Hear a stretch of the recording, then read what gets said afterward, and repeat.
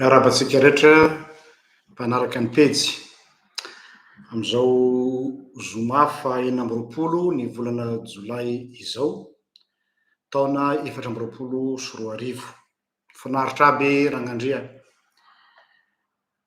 Anio sika dia fandaharana araky ny efa noresahana aminareo dia ny famalina fanontaniana zay voaray na ny ataontsika hoe quiz question réponse. Ny zoma moa zany dia fandimbiasantsika na ny quiz na ny catéchisme d'adulte na ny ono apastora. Efa elaela tsika zay tsy nanao quiz, io moa arakaraky ny question pertinente. Be nareo mandefa fanontaniana fa ialana tsiny misy tsy valiana eto fa valiana any amin'ny message arakaraky ny disponibilité anay. Fa ny question zay everiko fa ilainy daholo be ary pertinent no zaraina eto ka anakiroa no horesahana androany. Mialoha ny irosotsika amin'izay fanontaniana zay dia raha ny tokony ho izy dia tsy tokony hisy fandarana androany noho ny antony fantatrareo loatra ary efa hitanareo ny sary ny tsy fahasalaman'ny ny vadiko zany. Ary na izaho aza dia saiky tsy hanao fandaharana fa izy no misisika, izy no mi-insiste hoe non papa, nona ny olona mila fahanana ataovany fandaharana. Ka de eto aloha de isaorako ngeza be azy ny fandavatenany na eo aza izay tsy fahasalamana zay tokony ho anilany ao ambadika ao izy ary mikopakopa-tana anazy tsika chérie. Ny fandavatenany ny amin'ny fanekeny hoe izy no maniraka hoe ataovy foana ny fandaharana fa miandry ny olona ary mangetaeta ny olona. Isaorako azy be dia be zany satria tsy ny maro no manana an'izany réflexe zany. Matetika moa dia ny hoe ny mariara andrianina hoy zany teny malagasy fa eto dia napetrany ho vaindohan-draharaha ho prioritaire ho lohalaharana ianareo dia zaho manokana aloha isaotra azy manokana noho nyzay fandavatenany ngeza be zay. De merci chérie ny amin'ny fanoloran-tenany lahy hatramin'ny farany. De tahinja saosy ny malalako, je t'aime. Manarak'izay de misaotra anareo mpanaraka ny pejy ny amin'ny teny fankahirezana zay nalefanareo be dia be. Tsy tambo ho saina izy ireny efa nisy hatrany amin'ny 500 mahery nareo no nanoratra dia mahatohina ny fo ny fahatsapana fa tsy irery zahay fa manana ankohonana ao amin'ny Kristy izay mifampitatana amin'ity ministère ity. Ka de makasitraka makatelina noho izany fijerevanareo anay manokana zany amin'izao asa izao. Ka dia misaotra indrindra tompoko. Zay angambany amin'iny fa ampiko kely angambany de zao hoe nisaorako anareo be dia be, ianareo mpanaraka ny pejy zay atao hoe fidèle au poste, de tsy mi-se sentir irery fa hoariko am'ireo namana reo lehilahy roa lahy zay rehefa niady tamin'ny Amalekita ny zanak'Israely dia nisy fotoana reraka Mosesy satria olombelona ihany izy mitazona ny tanany am'le tehina de nanapa-kevitra ny kaondoa ny tao de hoe andao tsika Sela ozy izy le anankiray andeha hanampy amin'ny Mosesy ny ray mihazona ny tanany ankavanana ny ray mihazona ny tanany ankavia de tahak'izay ny fahatsapako an'izay hoe ianareo no mihazona ny tanako ankavanana sy ankavia mba ahafahako manohy ny asa na de eo aza ny vesatra sy ny asa sarana no zany rehetrarehetra zany ka de makasitraka feno anareo tompoko. Zany ho ela zay no lava zay no fohy fa ndehantsika hiroso amin'ity fandarana ity. Ialana tsiny koa ho an'ireo zay nametraka ireo fanontaniana maro fa notsongaina ireto noho zay antony zay hoe zay zavatra hita fa mahakasika ny maro na koa fanontaniana tsy de firesaka matetika tsy fahita loatra de zao hoe aleotsika ato am-pejy ny traité azy dia no sivaninay manokana zany reto anankiroa reto ka ialana tsiny ho an'izay nametraka ny fanontaniana mety efa ela fa misy fotoana noho ny zavatra rehetra indraindray misy fandarana indraindray tsy misy fandarana ary raha misy aza de arakaraky ny toe-java-misy hoe aleo aloha katesisma no atao na arakaraky ny zavatra mitranga. Eto am-piandohana ihany koa dia efa manao fampilazana mialoha sady aho hoe ity pejy ity araky ny efa fantatrareo dia miezaka mi-aborder ny lohahevitra rehetrarehetra indrindrandrindra ireo lohahevitra izay tsy dia firesaka matetika eo amin'ny sehatry ny fiangonana sy ny fivavahana kristianina satria na le sujet tabou tonga am'le fiteneny hoe sao de manjary politiquement non politiquement correct ka tsy ahafalin'ny olona ny am'izay position raisiny. Isika de tsy matahotra ny mandray position mazava manoloana na cas éthique moa ty zavatra hovalitsika androany ity. Ka eto de alako tsiny sahady ho an'izay somary puritain sy pietiste fa hivatambatana ny fiteniko satria le fanontaniana napetraky lay rahalahy dia fanontaniana mahitsy mivantana mahakasika ny lafin'ny sexualité. Tsika malagasy moa de malaza amin'ny resaka pudisme manana pudeur ka le pudeur atsika indraindray osika mandratra sofiny zany ka dia hiresaka momba ny sexualité eto ka mahitsy be ny zavatra ho resahana de alako tsiny de ny mialoha zay mety ho faratra amin'ny sofinareo zay manaraka izao fandarina izao. Na zanatsy zany de zao hoe raha ny filahatry le fanontaniana ao amin'ny pejy zao dia ilay mahakasika an'ilay resaka libertinage sy candolisme no voalohany fa saingy rehefa ny traité an'lay fanontaniana dia mamela hovaliko mialoha le resaka famorim-bola atao am-piangonana aloha satria io moa le problema anankiray iny tsotsotra vetivety fa ny tena ivalaparatsika dia mahakasika an'lay resaka libertinage au sein du couple na ny candolisme. Vakiko aloha lay fanontaniana anankiray zay ho alefatsika mialoha. Zany hoe le fanontaniana faharoa indray zany no valitsika voalohany. Zao ny voalaza am'le fanontaniana faharoa. Salama pastora, remarkako am'lay resaka vola ao am-piangonana am'izao. Marina fa betsaka ny lasa manao business ny fiangonana kanefa koa ny kristianina mimenimenina am'lay izy koa nefany ohatra nahagaga ihany indraindray hoe tsy mirealize hoe mila vola koa ane ilay asan'ny fiangonana ny fitezana any amin'ny sampana ny tafika masina sy ny sisa mila vola daholo zany ka lasa ohatra ny lasa atao à travers loatra ilay fanenjena fa sao olona tsy miezaka miaina ilay fiombonana amin'ny mission an'ny fiangonana koa ireo mpanenjika lava. Maninona rehefa association no manao levée de fonds dia hoe normal fa raha ny fiangonana no mitady vola anatanterahana ny missionany de hoe tsy mety mihitsy de hoe business. De raha ny mpino no mahatsiaro ilay hoe mahatsiarova ireo ny zara teny soa ho anareo ny soa nentin'ny mpitondra azy pasterany de enjehina foana nefa ve tsy tokony fiangonana mihitsy aza en tant que zanak'ilay tompony zao rehetra zao no tokony hahay hanana ny tsara indrindra sy fanampy ho bénédiction mutuelle entre amin'izy ireo. Zay zany a ny fanontaniana faharoa fahalefatsika voalohany mba ahafahantsika mivalapatra amin'ilay fanontaniana voalohany.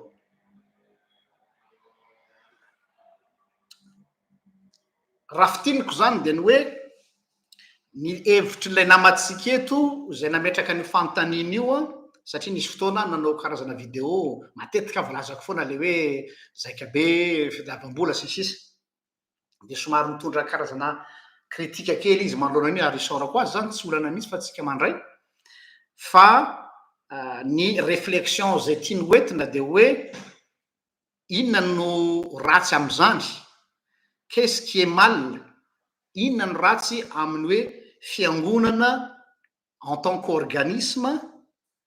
manana ny filany ara-bola, manana ny zavatra ilainy ara-bola. Inona ny maharatsy ny hoe manao karazana fitadiavana loharanom-bola maharitra na le lazaina amin'ny teny anglisy hoe fundraising, tahaka ny fikambanana rehetrarehetra sy ny ONG rehetrarehetra. Ary faharoa, aiza inona ny ratsy amin'ny hoe mandray anjara feno ara-bola ho an'ny manome malala tanana ho an'ireo mpitory ny filazantsara. Inona ny maharatsy an'izany raha ohatra hoe misy manolotra ny fananany ho an'ireo mpitory ny filazantsara. Zay zany le izy raha tsorona le hevitry le namatsika. Raha valiko mivantana ny fanontaniny sy ny fanamariany dia marina tokoa tsy misy maharatsy an'izany na kely aza. Tsisy maharatsy ny fanaovana fundraising mitady loharanom-bola ho an'ny fiangonana, tsy misy maharatsy ny hoe fahafozana ho an'ny mpitondra fiangonana, ary tokony ho atao daholo zany. Ny baiboly raha teo koa tsy mandraratsika hanao zany, mariny zany, sy ny fampandehanana ny fiangonana, fa misy mais lehibe anankiray, il y a un grand mais. Ny problema dia ity ho an'ilay ranabavy zay nametraka an'io fanontaniana io.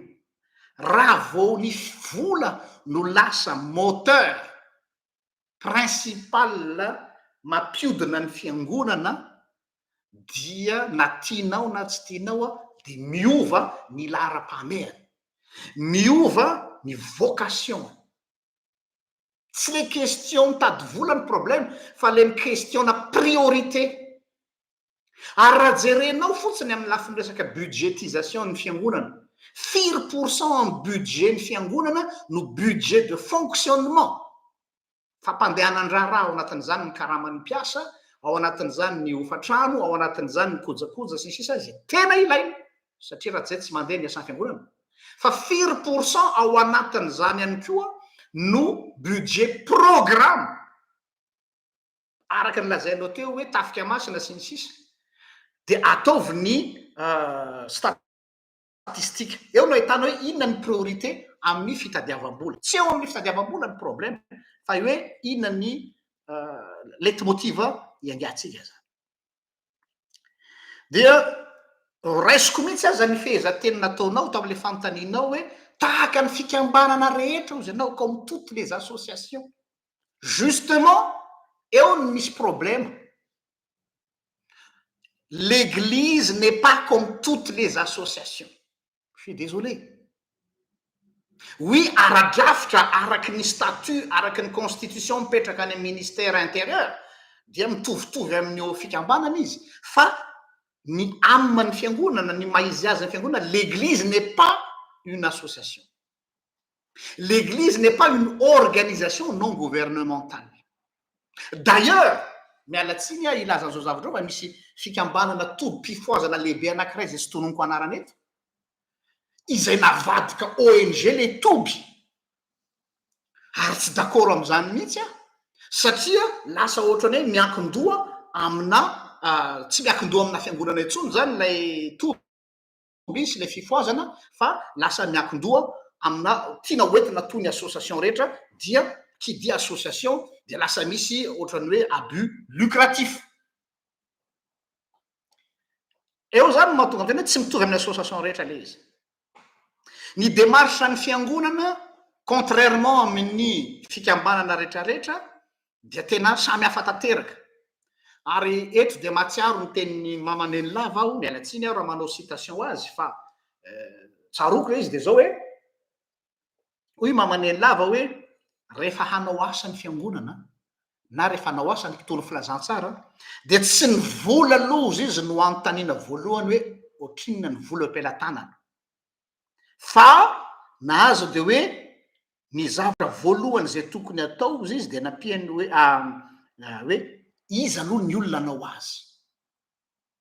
tsy ny vola no fanontaniana voalohany hoy mama hoe ohatrinona ny vola ananatsika any amin'ny compte amin'ny banky na amin'ny kitapom-bola ny fiangonana fa iza ny olona hanao ny asa ny olona aloha zay vao ny vola ary aorianan'izay ozy izy mama dia ny hoe mivavaha amin' Jesosy mba hahita fitia ao mason'ny olona ianareo ahafahana mamatsy an'izany asa fitoriana zany mivavaha mba hita fitia eo mason'ny olona ianareo mba ahafahana mamatsy zany zany hoe misy olona zay etsehny fanan'Andriamanitra hamatsy zany asa zany izay ozy izy no fampianarana zay atolotra anareo zany na ko ara-panahy rehetra ary zay ny tena fiangonana fa tsy hoe en fonction ny vola eo am-pelantanana sy ny volananana zay vao hoe ina no atao dia izavy ny olona hanao izy zay moa ny tena fanao ny organisation normale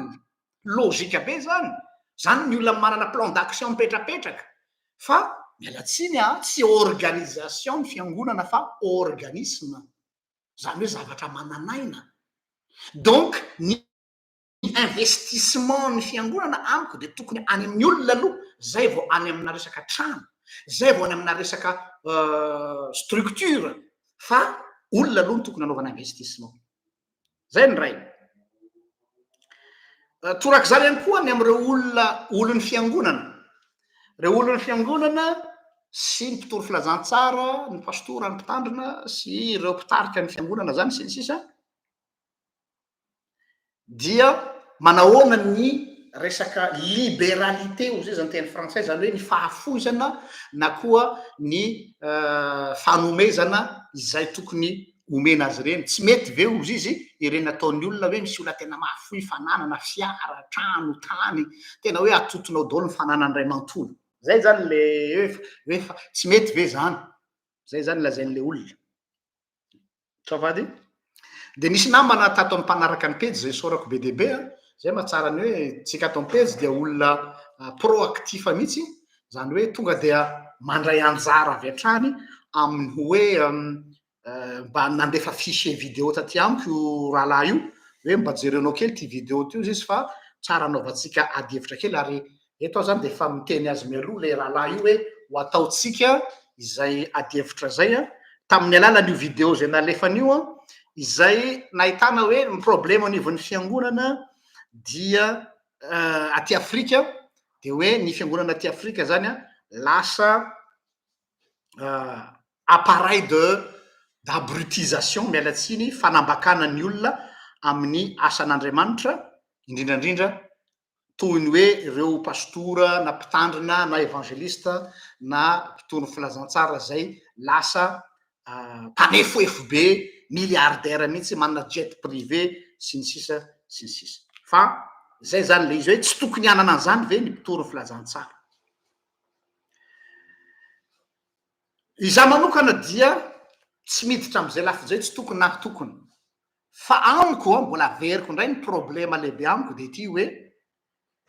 ny fanaovana sensibilisation matraquage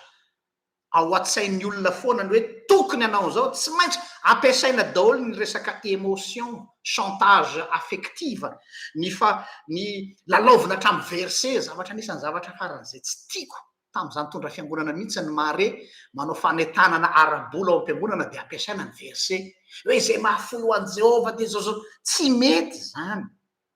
amiko ny olona rehefa voky ny filazantsara ary rehefa resy lahatra ny filazantsara zay dia fantany ny tokony ho ataony normalement efa nanaovantsika vidéo teto hoe tsy normal hoe olona nanokatra ny fony ho an'Andriamanitra nefa midigadana folo ny poketrany donc amiko le fanentanana drindrangily dia ohatra ny karazana fanaovana ankeriny poketrany le olona hoe sokafo ty nefa le olona raha manidy an'le izy gadana folo de mety anome any le olona fa par contrainte sy ena maso na fitadiavana rondraminy dia tsy mandeha aminao le izy ka nya any zany le izy ny resaka moa ianao le hoe fond de résine tena marina ny teninao tena ilainy zany fa ny torohevitra de zao hoe jereo ny pratika ny fiangonana sasatsasany zay sy tononoko anarany eto a zay tena tsara zay manana fomba fitadiavam-bola manokana ary zareo fa tsy ao anatin'ny fitaoam-pivavahana tompoko zany hoe tokony ho apetraka amin'ny toerany mihitsy le culte hoe le olona tonga eo a hamonjy fitaoam-pivavahana olona reraka olona kivy avy any amin'ny fiainana tonga eo n'izy tonga dia resaka opération mikeky opération lasopy tonga de zay foana t-shirt sy ny sisa no en'le olona mandrapirava amin'ny fitaoam-pivavahana de problème zany amiko ka izay zavatra zay na le pratika zany le manière no kritikeko fa tsy hoe le fait hoe tsy azo atao no mitady vola ho an'ny fiangonana zay angambany ampy angambany zay fa tsy hijana ela miny aho fa hiditra am'le fanontaniana faharoa am'izay tsika zay azo lazainy hoe andrasan'ny maro ary mavesatra de mavesatra tokoa raha ny fomba nametrahan'ilay mpametraka fanontaniana ka hovakiko la izy ray manontolo na de somary lava azy miaraba tompoko araka ny lazainareo zafady dia mivelatra amin'ny sujet maro izay iainan'ny mpino ity pejinareo ity misy fanontaniana tiako apetraka kely ity momba ny position ny sola scriptura na fa soratra masina irery any ho an'izay tsy mahalala ny dikany sola scriptura par rapport ny condolisme zany hoe mifanohitra amin'ny condolisme sy ny tendance rehetra mahakasika ny libertinage raha misy mpivady vita soratra ary vita mariage religieux na ara-pivavahana ka mifanaiky tsara ry zareo hoe hiditra misehatra ny libertinage aza taitra aloha nareo fa mbola hazavaiko inona zany sous toutes ces formes tsy antery fa tena hoe ny fampiresahandry zareo tsara ary ny fanaiky fa hanao ireo pratika ireo le pratika ireo zany condolisme sy libertinage inona ny position ny sola scriptura na inona position ny soratra masina irery any momba ny zany fijangajangana ve zany azonareo atao sujet videonareo fa mino aho fa tsy ho zakan'ny olona ny hiaino zany bon commentaire iny mantanan'io aho mantso izy izy dia ny antony de satria raha psychologue no antanina de ce n'est pas une infidélité puisque les deux conjoints sont consentants zany hoe ireo roa tota dia mifanaraka mifanaiky miaraka miombon-kevitra hanao an'izay mamaky ny texte religieux ambaikoa aho izy izy mijery ny contexte rehetra misy resaka fandrarana miodina eo amin'ny tontolo ny firaisana ara-nofo fa ohatra ny tsy zay loatra ny resahany fa resaka inceste zany hoe mifototra amin'ny ray aman-dreny sy zanaka resaka infidélité indrindra ilay hoe ireo mpitarika fivavahana tamin'izany andro zany manao ny ataony nefa ny olona tsy avelany manao ireo no voakasika ao fa raha mifanaiky mifanaraka mifampidinika ave ny mpivady aizany tokony isy ny olana zay ny fanontaniana zany ary koa misy ilay contexte iray ijesoa ny fankahita tam'ilay vehivavy iray samaritanina teo amin'ny fatsakana izany lazany fa tsy manambady tokoa ianao izy fa efa nanambady indimy raha jereny io de sahalany hoe tsy nanome tsiny azy akory jesoa fa nahazo ny zavatra nahazo ny vehivavy io zafady ary nylazany marina tamin'io vehivavy io ka sahalany hoe nandeferany eritreritro ty ozy izy te hanana fiainana ara-nofo amin'ny lehilahy ianao nefa tsy manambady le feriko ny ataonao fa ny vavan'ny olona sy ny lalàna manameloko anao zay zany ozy izy ny fahazoany azy lay jaona toko faefatra de ny fahinina amby folo ka hatramin'ny valo amby folo io resahako io ozy izy de mbola miverina izy manamafy hoe mila sincère eo amin'ny fiainana raha te hanompo ny tompo zay zany lazay namana eto ao amin'ny jaona toko faefatra andiny fahatelo amby roapolo ka hatramin'ny faefatra amby roapolo milaza an'izany ozy mety diso ve ao point d'interrogation izay ny fanontaniany ty namatsika tya isaorantsika be deaibe azy zany mialohany idiratsika lalina amin'izy io dia ilaza ny aviako aloha manoloana ny forme fipetraka le fantanina mbola tsy miditra amin'ny fond tsy maintsy miditra amin'ny forme aloha tsika zay vao miditra amin'ny fond ahoana fahitako ny maniera n'le olona mametraka le fantanina eto amitsika inona ny non-vie ambadiky le fantanina aloha mitodika manokana aminao a zay nandefa nyity fantanina ty a nolazainao handresenao lahatra ahy manokana le référence biblique mahakasika le vehivavy samaritanina izay araky ny fandinihanao azy de hoe Jesosy tsy nanameloko an'le pratique sexuelle nataony ataoko mahitsy be izy le hoe tsy mampanina Jesosy izy miaraka amin'olona dimy zay zany le fomba ilazany azy eto nefa misy fanamarena kely question d'approche nan Jesosy eto ahoana ny fomba hanatonana an'le vehivavy ka iresaka aminy ianao ve zao ohatra amin'ny lafiny resaka misiologie resaka manatona olona mamolava de iteny ve nao hoe ajanony ny toka sotronylahy iny fandao tsika iresaka tonga dia opa mahazonao na tonga dia daroko tsy anao izy zavatra ohatraohatry zay donc zany tsy possible mihitsy amin'ny lafiny azadiny fa raby Jesosy mpampianatra ary amampampianatra azy dia manana ny atao méthode d'approche izy manoloana le olona ianao ve tonga dia anatona le vehivavy hoe ry vehivavy jilajila ianao hoe le manambady olona dimy io a avy ty miresaka fa ianao maditra minoa marimarina fa mety nitorahany an'le sinondrano Jesosy fa Jesosy raha nanatona azy dia mbola zay le méthode d'approche noentiny tany am'izay zavatra ny tadiaviny izy de le rano aloha tsy resaka adhésion mihitsy rahalahy io tsy hoe kory Jesosy makasitraka fa Jesosy mbola mampiresaka azy mbola manatona azy eo amin'ny fanaovana accompagnement pastoral zany mifanao raha tadidinao fa misy situation mitovitovy eo ihany koa ny amin'ny lafiny le vehivavy anankiray zay lazaina hoe vehivavy soi-disant vehivavy janga tratra mijangajanga ola-tanana Jesosy izay le vehivavy zay nanatona an Jesosy ka mikasika ny tanany ny tongony dia Jesosy tsy niresaka mihitsy ny amin'ny pratique sexuelle ny vehivavy io tsy nikasika mihitsy ny amin'ny fomba ratsy ny vehivavy io tsy niresaka an'io mihitsy izy zay ny zavatra mahavariana fa any amin'ny farany izy rehefa navita hoe fa nakaiza olona saiky nanameloko anao nakaiza daholo le olona saiky nanamitorabato anao fa am'izao sisy zao kosa dia aza manota intsony nitiny Jesosy lazaina de hoe tandremo fa reo olona reo tsy anao ary tsy eo foana iaro anao androany anao narovako ary tsy hoe narovako dans le sens hoe narovako ny tsy mety nataonao fa ianao zany hoe Jesosy miaro le olona fa tsy manamarina le zavatra nataon'le olona eto nefa ny fomba fametranao fanontaniana diozanao hoe Jesosy toa manaiky ilay pratique tsisy élément mihitsy ao milaza nyzany zavatra zany zay mahatongana hoe aloha hipetraka amin'ny toerany tsara le texte fa tsy ho ahoditsika araka izay itiavatsika azy fa toizako n'olo izy eo am'le maniera le fanontaniana aloha idirako ihany le fanontaniana fa aza matahotra dia ny zavatra tiany Jesosy natongavana de ny hoe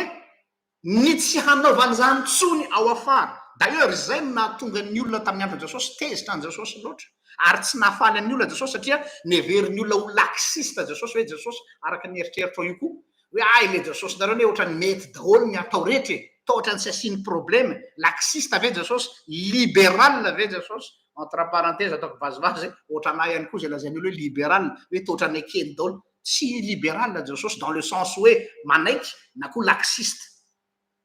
fa Jesosy kosa tsy tonga hanao discours moralisateur tsy ho ao amin'ny Jesosy mandrak'izay ny discours moralisateur satria nahoana satria ny moral dia tsy nitondra vokatsoa naoviana tsika mahita tsara ny fiarahamonina ny olona tonga de miaraka moral be manoloana ny olona manana problema dia lazaiko anareo fa ohatra ny rano atondraka kanakana zany tsy discours moral no ilaina ary fatatsika tsara fa rehefa isika ny tonga de manana an'le temps na interdit hoe aza aza dia vao mainka iny misuscité curiosité na transgression zareo ny zazakely vao miteny am'za zany hoe aza miakatreo ohatrany vao mainka maniraka azy hoe mekary eo aza mikitika an'io afo fa ma eo ianao ohatrany magaga fa iny izy fa mienjera de mitaraboka ao anatin'le fatana zany hoe ny moral de vao mainka manosika ny olona handeha ho any am'le izy ny interdit dia manosika ny olona ho any amy transgression donc zany mamala le fantaninao fotsiny hoe move Jesosy nakasitraka an'le raha mato non tsy nakasitraka le nataony izy fa napafantatra azy hoe fantatro au contraire fantatro ane ny fiainanao nefa ny fahafantarako ny fiainanao tsy manakana handray ny rano zay omenao aho satria raha normalement io rano zay omenao aho dia rano maloto satria avy amy tanana vehivavy maloto entre guillemets samaritana ao zany le message de sport hoe tena mbola afaka miresaka tsika ary mbola afaka mifanatona tsara tsika sianao fa tsy midika hoe makasitraka le zavatra atao raha izay avy eo koa ianao a dia ny évoquer référence biblique am'izao no toko faefatra ny andiny fatelo amby roapolo ka hatramy faefatra roapolo izay tiako mariana tsara ama biblista fa tsy axe central new zone 4:23-24 io le hoe ho avy ny andro izay ivavaka amin'Andriamanitra de tsy maintsy ivavaka amin'ny fanasy ny fahamarinana ilay fanasy ny fahamarinana resany tsy resaka transparence le fahamarinana or noorientenao any le verset ka zava-dehibe am' Jesosy izy transparente donc d'accord izy déjà tsy marina ny approche-nao tsy transparent misy le vava nandaina izy hoe tsy manambady raha transparent izy de teny hoe zany manambady dimy donc tsy mitombona le raisonnementnao hoe transparent le vehivavy donc Jesosy micomprendre azy diso zany nanafiny izy za tsy manambady de rehefa nanafiny izy de navoaka Jesosy am'izay ny marina sans jugement tsy misy condamnation milaza ny réalité fotsiny de zay izy vao nibaradaka oay tena tratra ny mpaminany ty kanefa Jesosy tsy nasiny resaka jereo tsara fa tsy nasiny resaka tsony hoe fa maninona anao manao an'izany mikalany tya tsy nitra zany Jesosy fa tonga de mihoranao sotroky inona sokatra ny fona donc le verset Jean 4:23-24 rahalahy tsy miditra mihitsy hoe no le transparence le vehivavy teny Jesosy lazainy hoe zay mivavaka amin'Andriamanitra de tsy maintsy mivavaka amin'ny fanasy ny fahamarinana tsy resaka transparence envers son partenaire sexuel iny azahodina any le resaka zay ny mahasarotiny hoe misoratra masina tompoko de apetrao amin'ny contexte misy azy fa aza terentsika amin'ny solomasotsika fa marina fa miteny izy hoe izay ivavaka aminy dia ny tena mpivavaka marina dia les vrais adorateurs nanao masy nyraisina ny vrai adorateur de ny olona transparent diso be zany lecture littéraliste zany mialatsiny ny vrai adorateur ozy Jesosy de azadia contexte eo aloha fa suitiny le adihevitry Jesosy le vehivavy io izay miteny le vehivavy hoe nareo jiosy de milaza fa ny Jerosalema ny toeram-pivavahana tokony ho izy fa zay ozy izy manana toeram-pivavahana zay anay manokana de eto garizima eo am'le toerana misy an'le raha de io na tonga Jesosy nyteny hoe ho avy ny andro ny tena mpivavaka marina de hivavaka fanasy ny fahamarinana fa tsy mila tsony mpisorona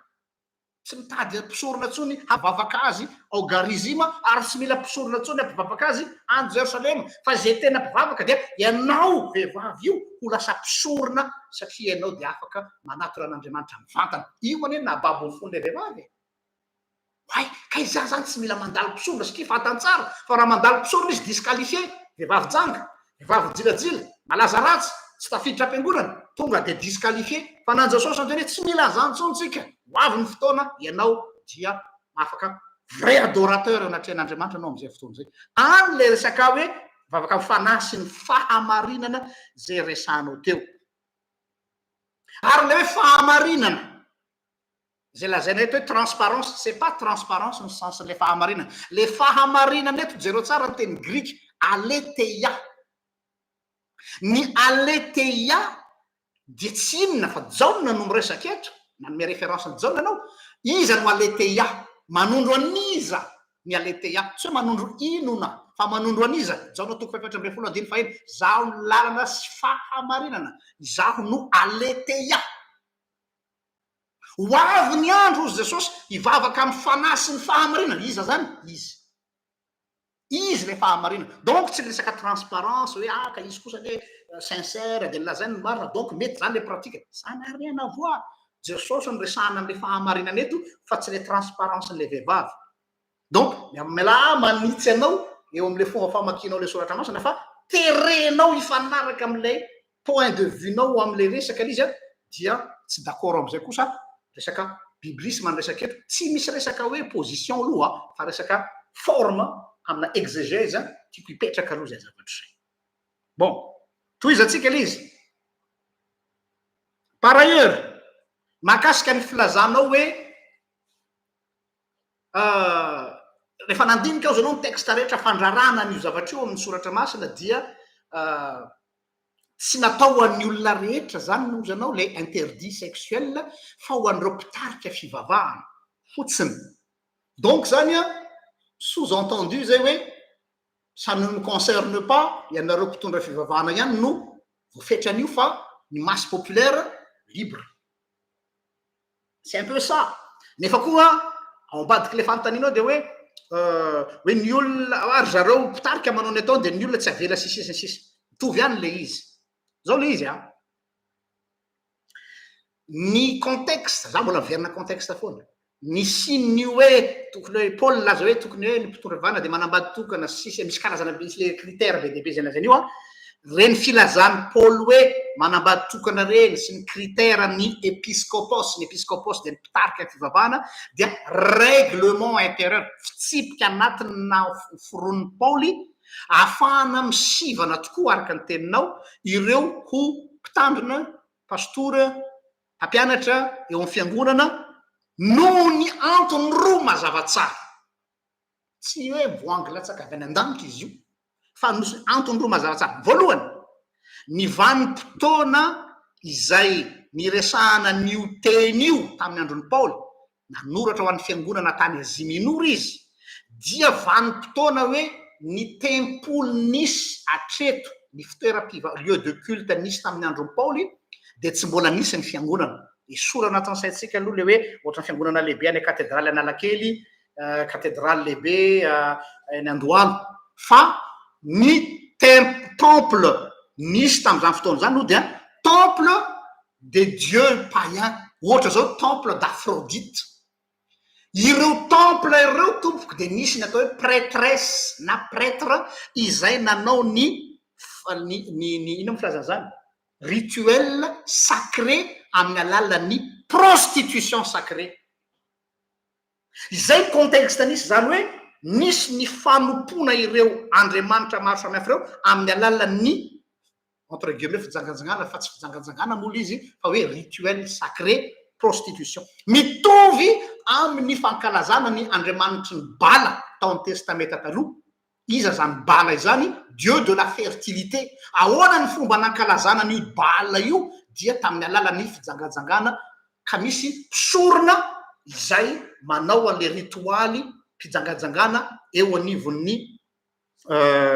sampy maro samihafa teo anivon'izany tantara izany ka izay zavatra zay ny contexte donc zany Paul vao l'église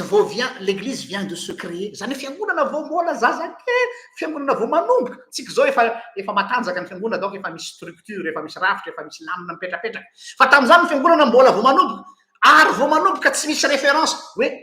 iza moa zany mpitarika ny fiangonana raha ampitahina am'iretsy temple gentilisa retsy de teny Paul hoe tandremo manao copie-coller am'iretsy fa ny eto amitsika dia tokony ho zao satria tsika tsy manompo ny andriamanitra hafa intsony fa andriamanitra Yahvé no tompontsika zay ny contexte voalohany zay tsara petraka amitsika zay manaraka eto zany donc zany a ireo prêtre reo de tsy prêtre manompo ny déesse sy ny divinité maro samihafa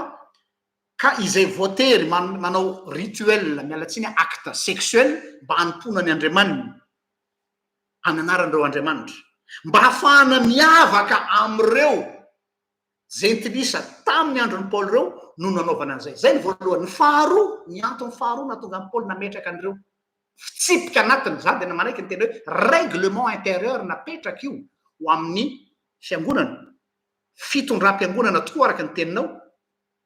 dia izany zavatra zany no atao hoe paulinisme fa tsy théologie paulinienne. Avao tsara ny atao hoe théologie paulinienne sy ny paulinisme. Ny théologie paulinienne dia ny théologia ny hazo fijaliana, fa ny paulinisme dia pratika fanaon'ny Paoly eo amin'ny fomba fitantanana fiangonana, izay iny no pionier nanokatra voalohan'ny fiangonana, dia iny lasa référence tsika théorina, zany hoe norme apetraka ny fiangonana zany a se référer amin'iny exemple modèle iny, satria Paul no voalohany na tiatsika na tsy tiatsika, i Paul no raimbe ny fiangonana, tsy Petera zany, i Paul izy no nametraka ny lamina rehetrarehetra. Donc zany a atao hoe héritage tsika tamin'ny Paul zany, dia iny no arahana mandraka ankehitriny. Précision kely fotsiny a izay amin'izay resaka zay, fa ny sujet resantsika eto zavatra midadasika be. Tiako hipetraka aloha zany zay lafiny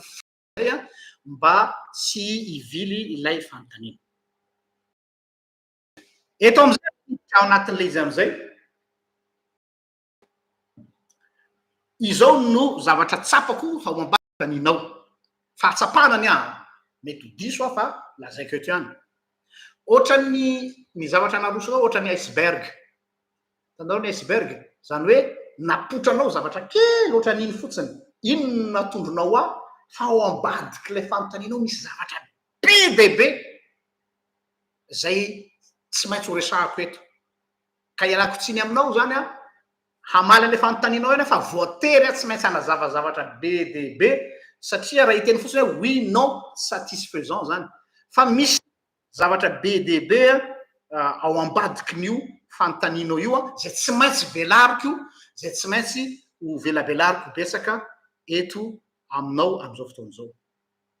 Donc c'est pas une simple question, fa misy question maromaro be ao ambadikin'izy zay hoezahako atsikafona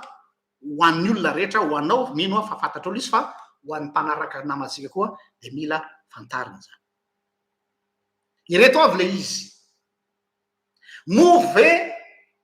miezaka zany traduire an'le pensée anao, mauvais juste état d'esprit fotsiny le izy. Hoe non état d'esprit io fa tsy hoe norme tsy maintsy arahana. Faharoa, aiza où est le mal raha ohatra ka mahatonga amin'ny épanouissement sexuel du couple. Mauvais tsy zay ve ny tanjona mahatonga le couple ho épanoui. Où est le mal pour atteindre le bonheur? Juste état d'esprit fotsiny zany pasteur, c'est un détail. Un détail, c'est pas important, fa l'important rehefa sambatra izy roa dans le bonheur izy roa, tsy zay ve ny tanjontsika. Zay ny ao ambadiky le fanontaniana. Fahatelo, mety hiteny koa isika hoe ka izy anie manao an'io fitiavany any vadiny, c'est pour faire plaisir à son mari ou à son épouse. Et surtout pour ne pas perdre son mariage. Hoe manao an'io izy fa manahy izy, matahotra izy sao dia tsy ho rava le fanambadiany, dia mandaiky tsy fidiny izy an'ilay pratika, zany hoe misy motivation tsara zany ao ambadika, satria le mariage no important. Areto no ararotiko iteny aminareo hoe tsy ny mariage, tsika tsy manompo mariage, mialatsiny aho an'izay tafotoana am'izay teko hoe pour protéger le mariage dia on va faire ça. Azonareo izy. Donc zany le mariage no ambony be, fa le pratique, les moyens ahafahana mikolokolo le mariage zany tsy maninona na mialatsiny amin'ilay tena na dia manao tao fahatany, fa ny important rehefa voazona l'épanouissement izy roa, tafakambana aina izy roa, mais à quel, inona ny ao ambadiky, à quel prix? Mbola hidirantsika zay ny ao ambadiky le fanontaniana. Ao ambadika ao koa ohatra misy resaka anticonformisme kely hoe tsika tsy tokony norme sociale no mifehy atsika, tsy ny fiarahamonina no mibaiko, fa misy karazany anticonformisme kely ao ambadika ao. Fa nga obligatoirement tsy maintsy ho hétérosexuel daholo ny olona, fa nga tsy maintsy ho monogamie no norme. Talohany efa ny polygamie avant ny monogamie, ce qui est vrai. Hoe monogamie zany dadapasa vao théorina be raha ara-tantara, fa ny talohany monogamie dia polygamie mariny zany. Fa ho idirantsika koa zay rehefa avy eo, pourquoi isika no mandeha amin'izay lafin'izay. fa minantony nandravana ny polygamie dia question sociétale hoe manjary atahorana ny préservation ny patrimoine. Le préservation le patrimoine dia tsy maintsy natao monogamie fa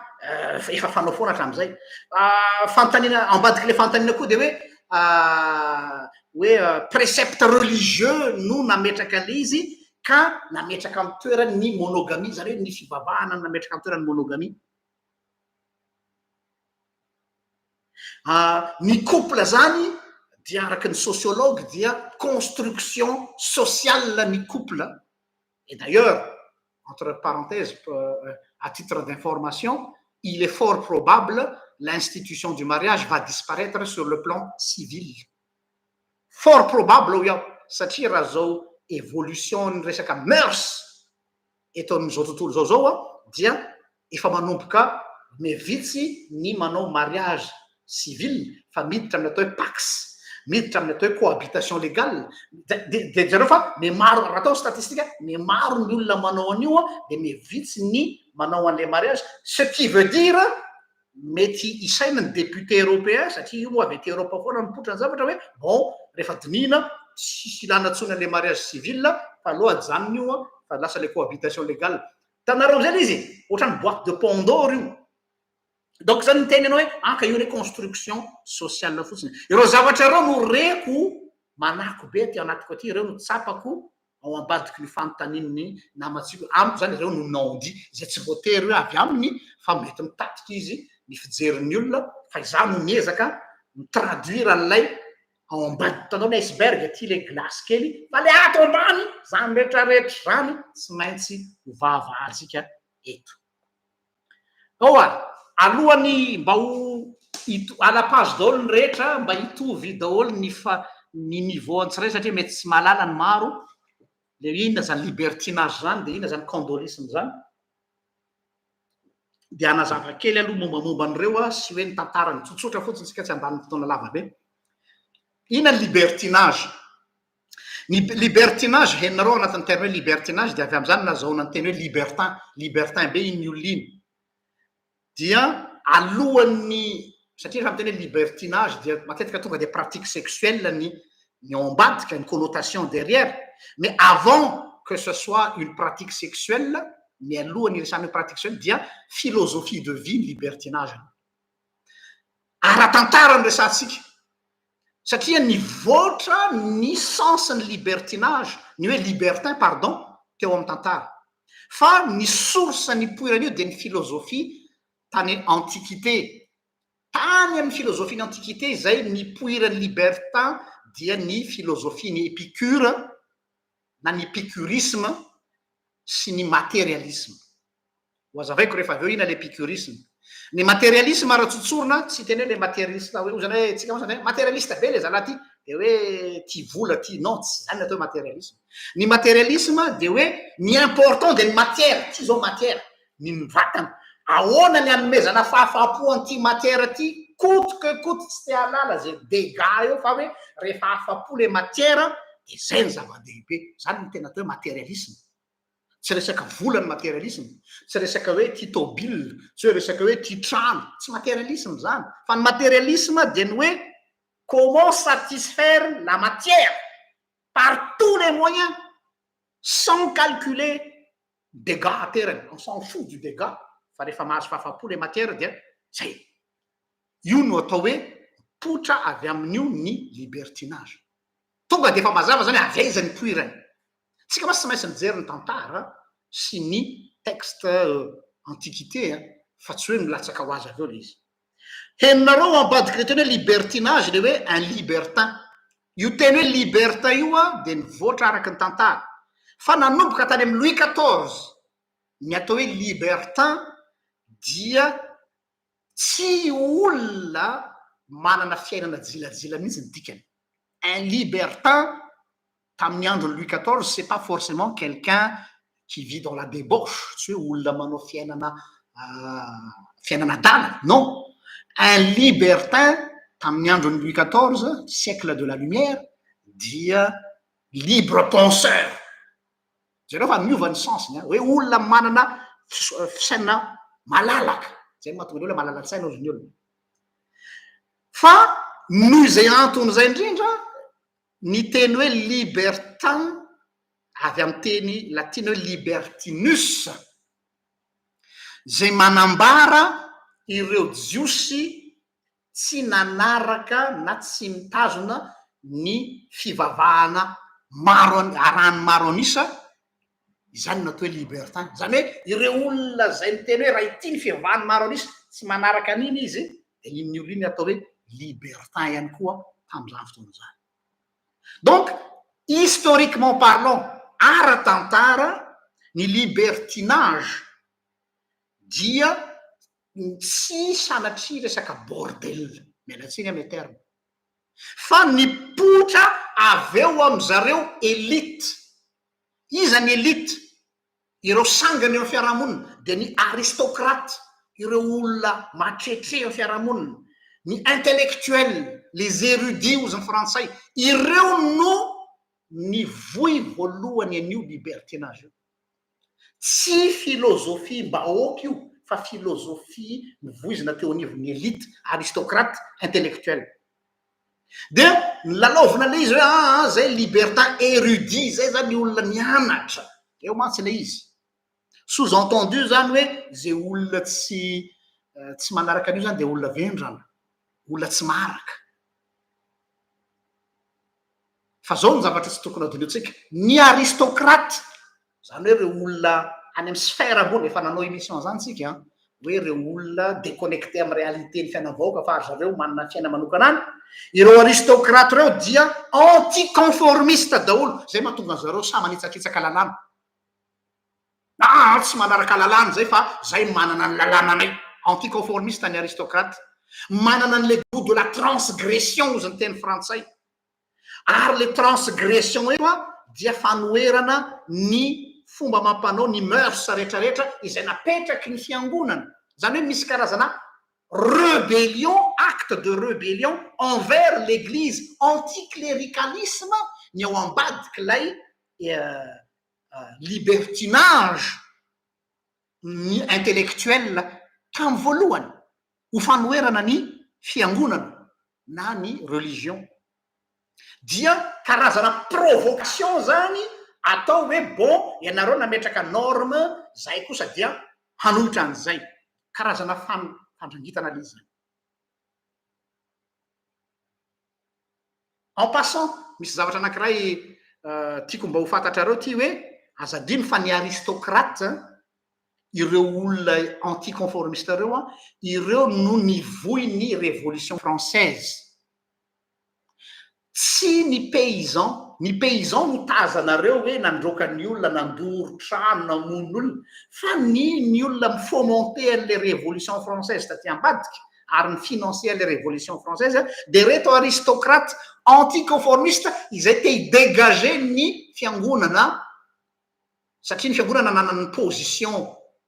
monopole tam'izany fotoana zany dia lalaoviny rana ny lafiny resaka hoe lutte de classe dia hoe tsika manohitra tsy fisinam-panjaka sisy fa ny tena ambadika de hoe ahoana ny dégagevana ny fiangonana eo amin'ny sphère publique dia ireo no nivoy ny libertinage donc zany il faut savoir d'où ça vient tsika tsy hinakena tsy fantatra avy aiza io hena haniny io zany ny zavatra anankiray faharoa zay tsara resana koa de hoe ao anatin'ny transgression zany hoe ny olona anankiray rehefa te hiditra ao anatin'le hoe fanoerana zany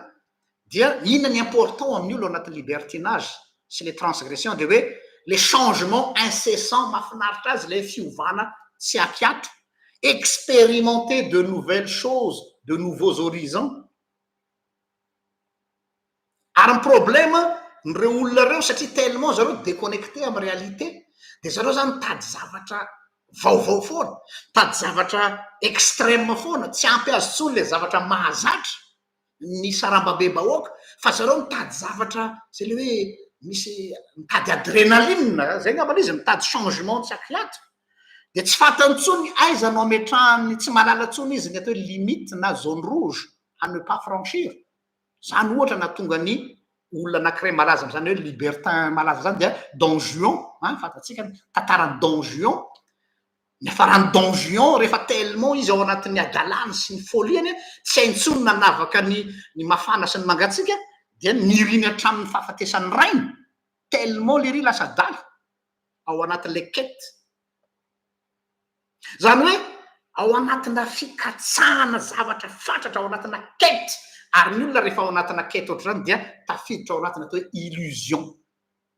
fieverana hoe zao mieritreritra tontolona monde hafa miaina amina monde hafa jereo tsara nge reny olona reny fa tena hivive dans un autre monde. Ah, je suis désolé fa inona moa no mahatonga ny pédophilie mahatonga ny pédophilie marina fa lazaina hoe olona trouble psychologique olona mana problème de déviation sexuelle fanamahivanana resaka zany fa rehefa tena dedinao na tonga an'le pédophilie de ry zala aristocrate reto no matetika tratran'io satria nahoana zareo zany tellement ils cherchent la chair fraîche mitady zavatra zay natao snobisme mialatsiny amin'ny terme snob ny snobisme mantsy péjoratif be ny snobisme ratsorina de ny hoe ny olona rehetra mena varatra de enao rery mena tsiny ny snobisme ohatra hoe saison tsy haiko inona saison any Madagasikara am'izao voankazo saison inona am'izao je sais pas inona saison voankazo hoanina am'izao fotoana zao ohatra hoe saison paoma zao ohatra fa tsy zay zany de ny snob fanaininy mihitsy rehefa asainy misakafo any aminazy ianao de ny desera ilay voankazo tsy fahita am'le saison mihitsy zay ny snob zay tsy le hoe le lafo fa le hoe izy zany a mivivre fiainana hafa akoatranao de farany tafalatsaka amin'ny resaka pédophilie ny olona satria efa tsy ampy azy tsony lay mialatsiny am'le resaka relation sexuelle normale lay normale naturelle fa il cherche quelque chose de plus farany a lasa moins zay ngamba lazantsika azy de miafara amina resaka inceste miafara amina resaka pédophilie miafara amina resaka zoophilie sy ny sisa zay tsy ho tamin'ny saiko eto déviation sexuelle rehetrarehetra mety hitranga donc zany mialatsiny rahalahy fa io zavatra nievoquenao io dia c'est une boîte de Pandore les boîtes de Pandore raha sokafanao io tsy io ny problème tsy hoe io ny problème fa efa problème fa hiteraka zavatra hafa fanampiny ko io tsy hijanona eo io d'ailleurs entre parenthèses misy zao kan'olona tam'ireny ona ny filazantsika zany tamy resaka histoire na homosexualité sy sisa reny dia hoy aho hoe any andro any volana ny taona mety hiovandray ny tadiavin'ny olona ohatra hoe zao mivoaka ny taoprean'ny fanekena ny légalisation izy mivoaka ny fankatoavana any Espagne izay ataotsika hoe la fille cadette de Rome manarakaraka ny Frantsa raha tsy diso na izy ny voalohany zany hoe tena pays très catholique conservateur no nankato voaingana nanaraka vaovao nakatoavina ary tsy mialatsiny dépénalisation ny fanaovana firaisana amin'ny biby vous imaginez pas hoe Espagne ve no tonga am'zany c'est pas un pays sauvage satria tellement ny olona mitady zavatra extraordinaire dia mandeha any amin'ny tsy alehany ka insisteko mihitsy le hoe pratique any amin'ny milieu bourgeois io pratique any amin'ny milieu intellectuel io pratique any amin'ny zareo snob io mialatsiny milaza zany satria ny snob dia te hivoaka am'le mahazatra sortir du quotidien tsy maintsy inona no ataoko miavaka atanao snob ohatra raha mandeha mivavaka any am-piangonana nareo aona meko test nareo nefa tamina ny olona snob mandehana nareo miangona surtout nareo vehivavy krismasy mialatsiny ava za olona ty mandinika fiarahamonina dia miditra mivaravara anao de misy olona tsy mifakazo aminao na olona fianakavianao na olona ray tanàna aminao mitovy ny akanjo nareo mody izy misolo akanjo tsy te hitovy aminao izy zany toetsaina snobisme tsy voatery hoe mpanan-karena ny snobisme zany hoe le mentalité snobisme le hoe je dois être différent de tout le monde ary rehefa teo différent dia on pousse les limites jusqu'à any amy tsy mahay maka de farany tsy fanahiny le izy tonga any amy pratika tsy eritreretiny izy eo am'izay izy vo hoe ahoana ty fa lasa lavitra loatra zay ny amin'ny libertinage ahoana ny condolisme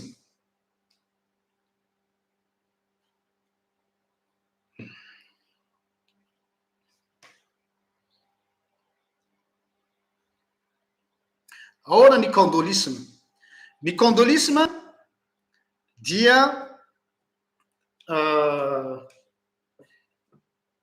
io voambolana io raha jerenareo am'izao fotoana zao ao anivon'ny Google amy recherche Google dia io no voambolana be mpitady indrindra amin'ny algorithme mahavariana midiky zany fa mahalinany maro le izy ary isaorako an'ilay namana zay mitondra le lohevitra satria mety ifanena am'izay ny maro de tsy hitany zay ho lazaina inona le condolisme dia fantasme izy io fantasme sexuel inona le fantasme sexuel manana fafinaretana eo ampijerena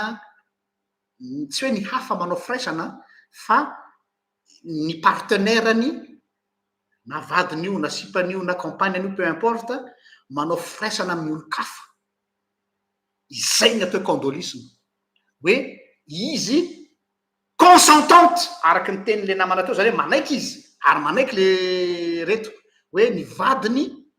asaina manao firaisana amin'ny olo-kafa de izy manatrika mijery eo io ny atao hoe condolisme mariana ozy izy le namana teo ary marina nylazainy fa consentant ny andany sy ny ankilany zany hoe samy manaiky fa tsy hoe mangalatra manao any ambadika zany fa manatrika eo izy inona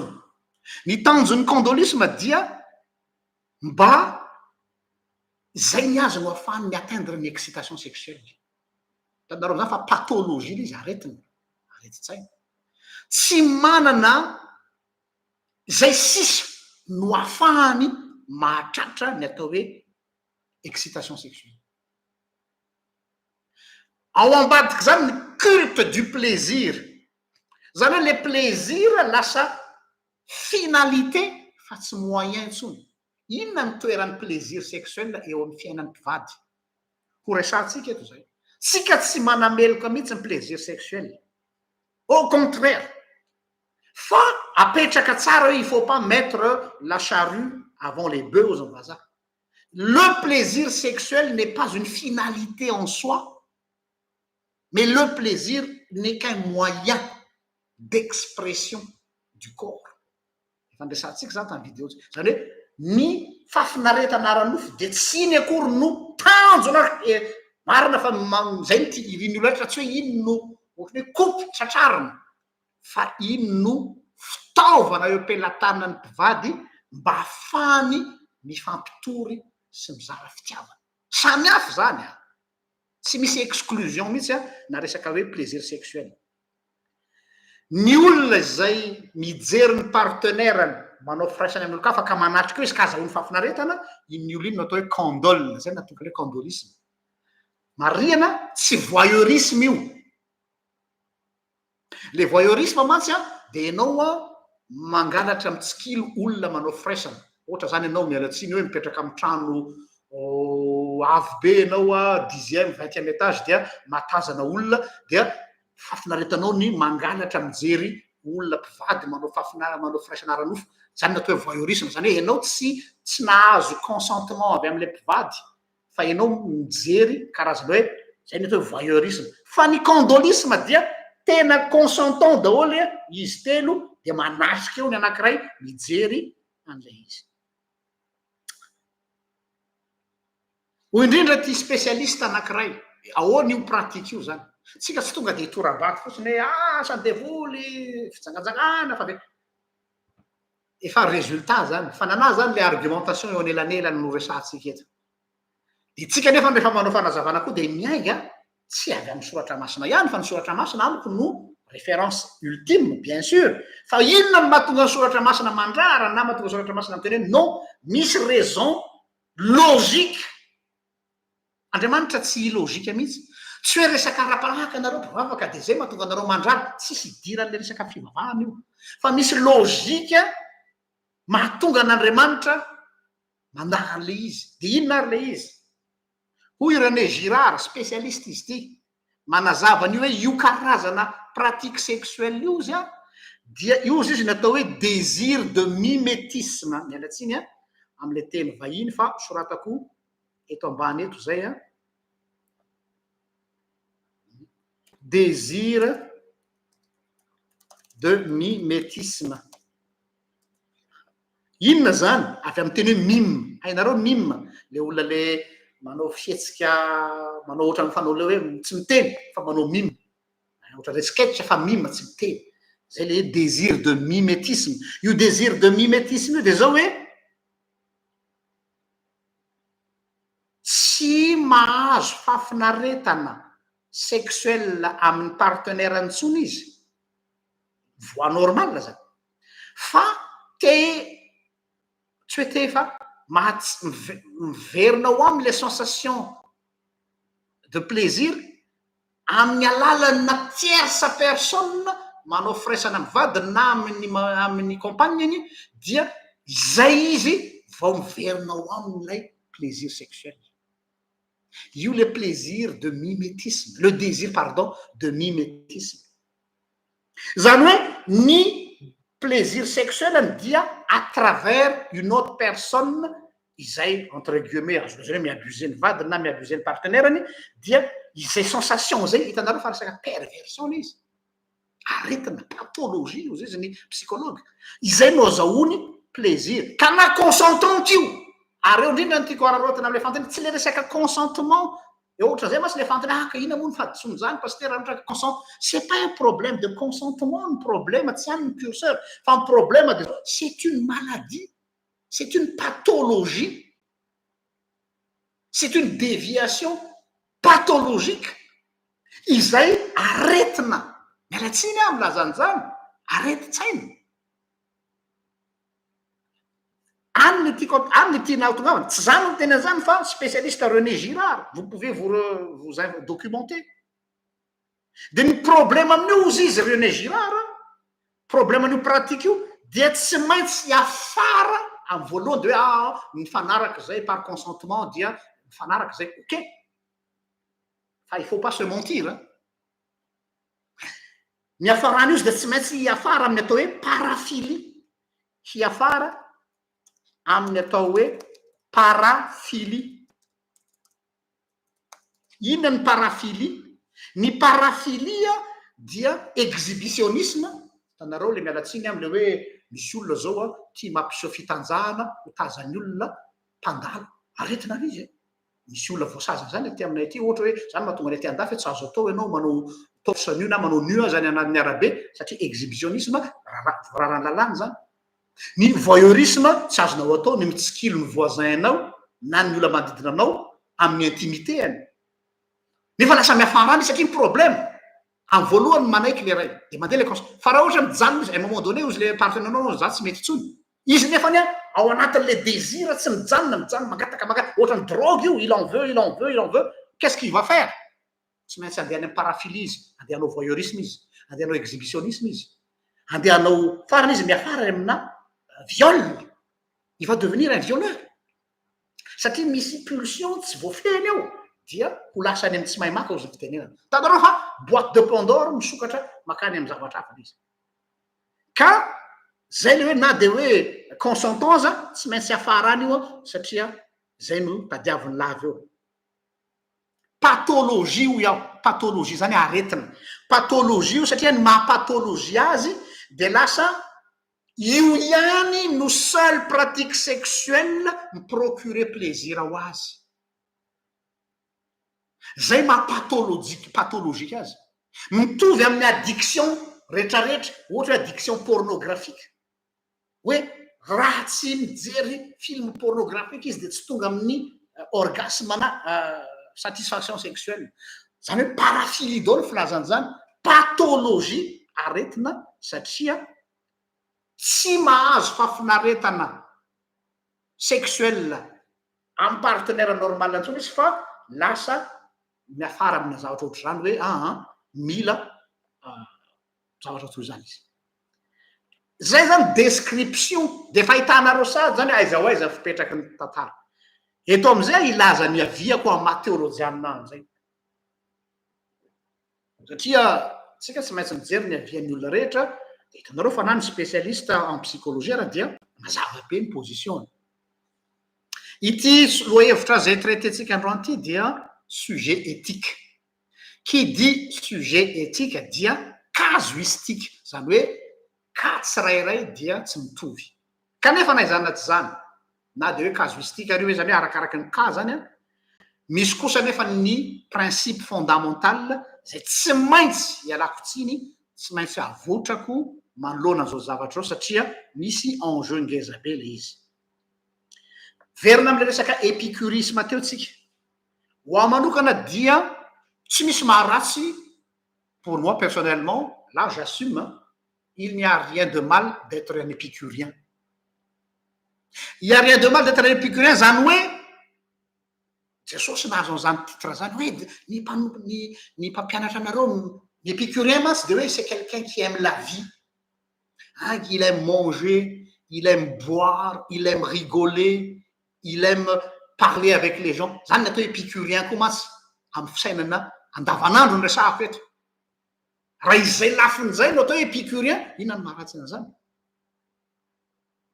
Na Jesosy aza votre ka mpampianatra anareo tia mihinan-kanina, tia makany aman'olona, tia miresaka aman'olona, tsy mba mitovy amin'ny Jona mpanao batisa. Oui, c'est vrai, Jona mpanao batisa, il était plutôt un ascète. Ascète zany le olona le mpampijaly tena, na mitovy amin'ireny ermite reny, de le mipetraka any amin'ny désert de tsy misy olona manadala azy fa any izy rery. Jesosy tsy ermite.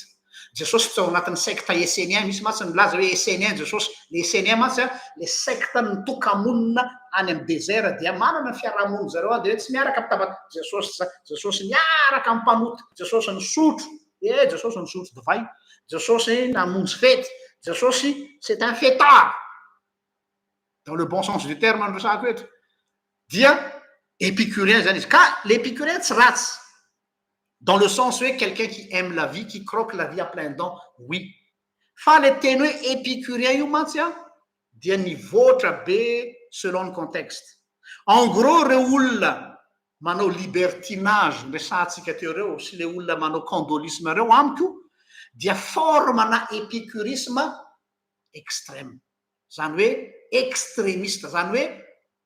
tellement io no manodina ny sainy dia lasa lavitra loatra. Zay le hoe dépasser les zones limites izy. De mitony tena nefa zareo épicurien, za tsy d'accord am'izany. Lasa manimba an'le épicurisme tena izy. Hoe ka zay ne épicurien e. Non, moi je dirais plutôt vous êtes des extrémistes. Ny épicurisme dia manana tanjona tsotra, quête du bonheur. Zay ny épicurisme. Ary ho an'ny épicurien dia ny azahoana bonheur amin'ny épicurien de ny désir sy ny plaisir. Amin'ny alalan'ireo zavatra reo ozy ny épicurien,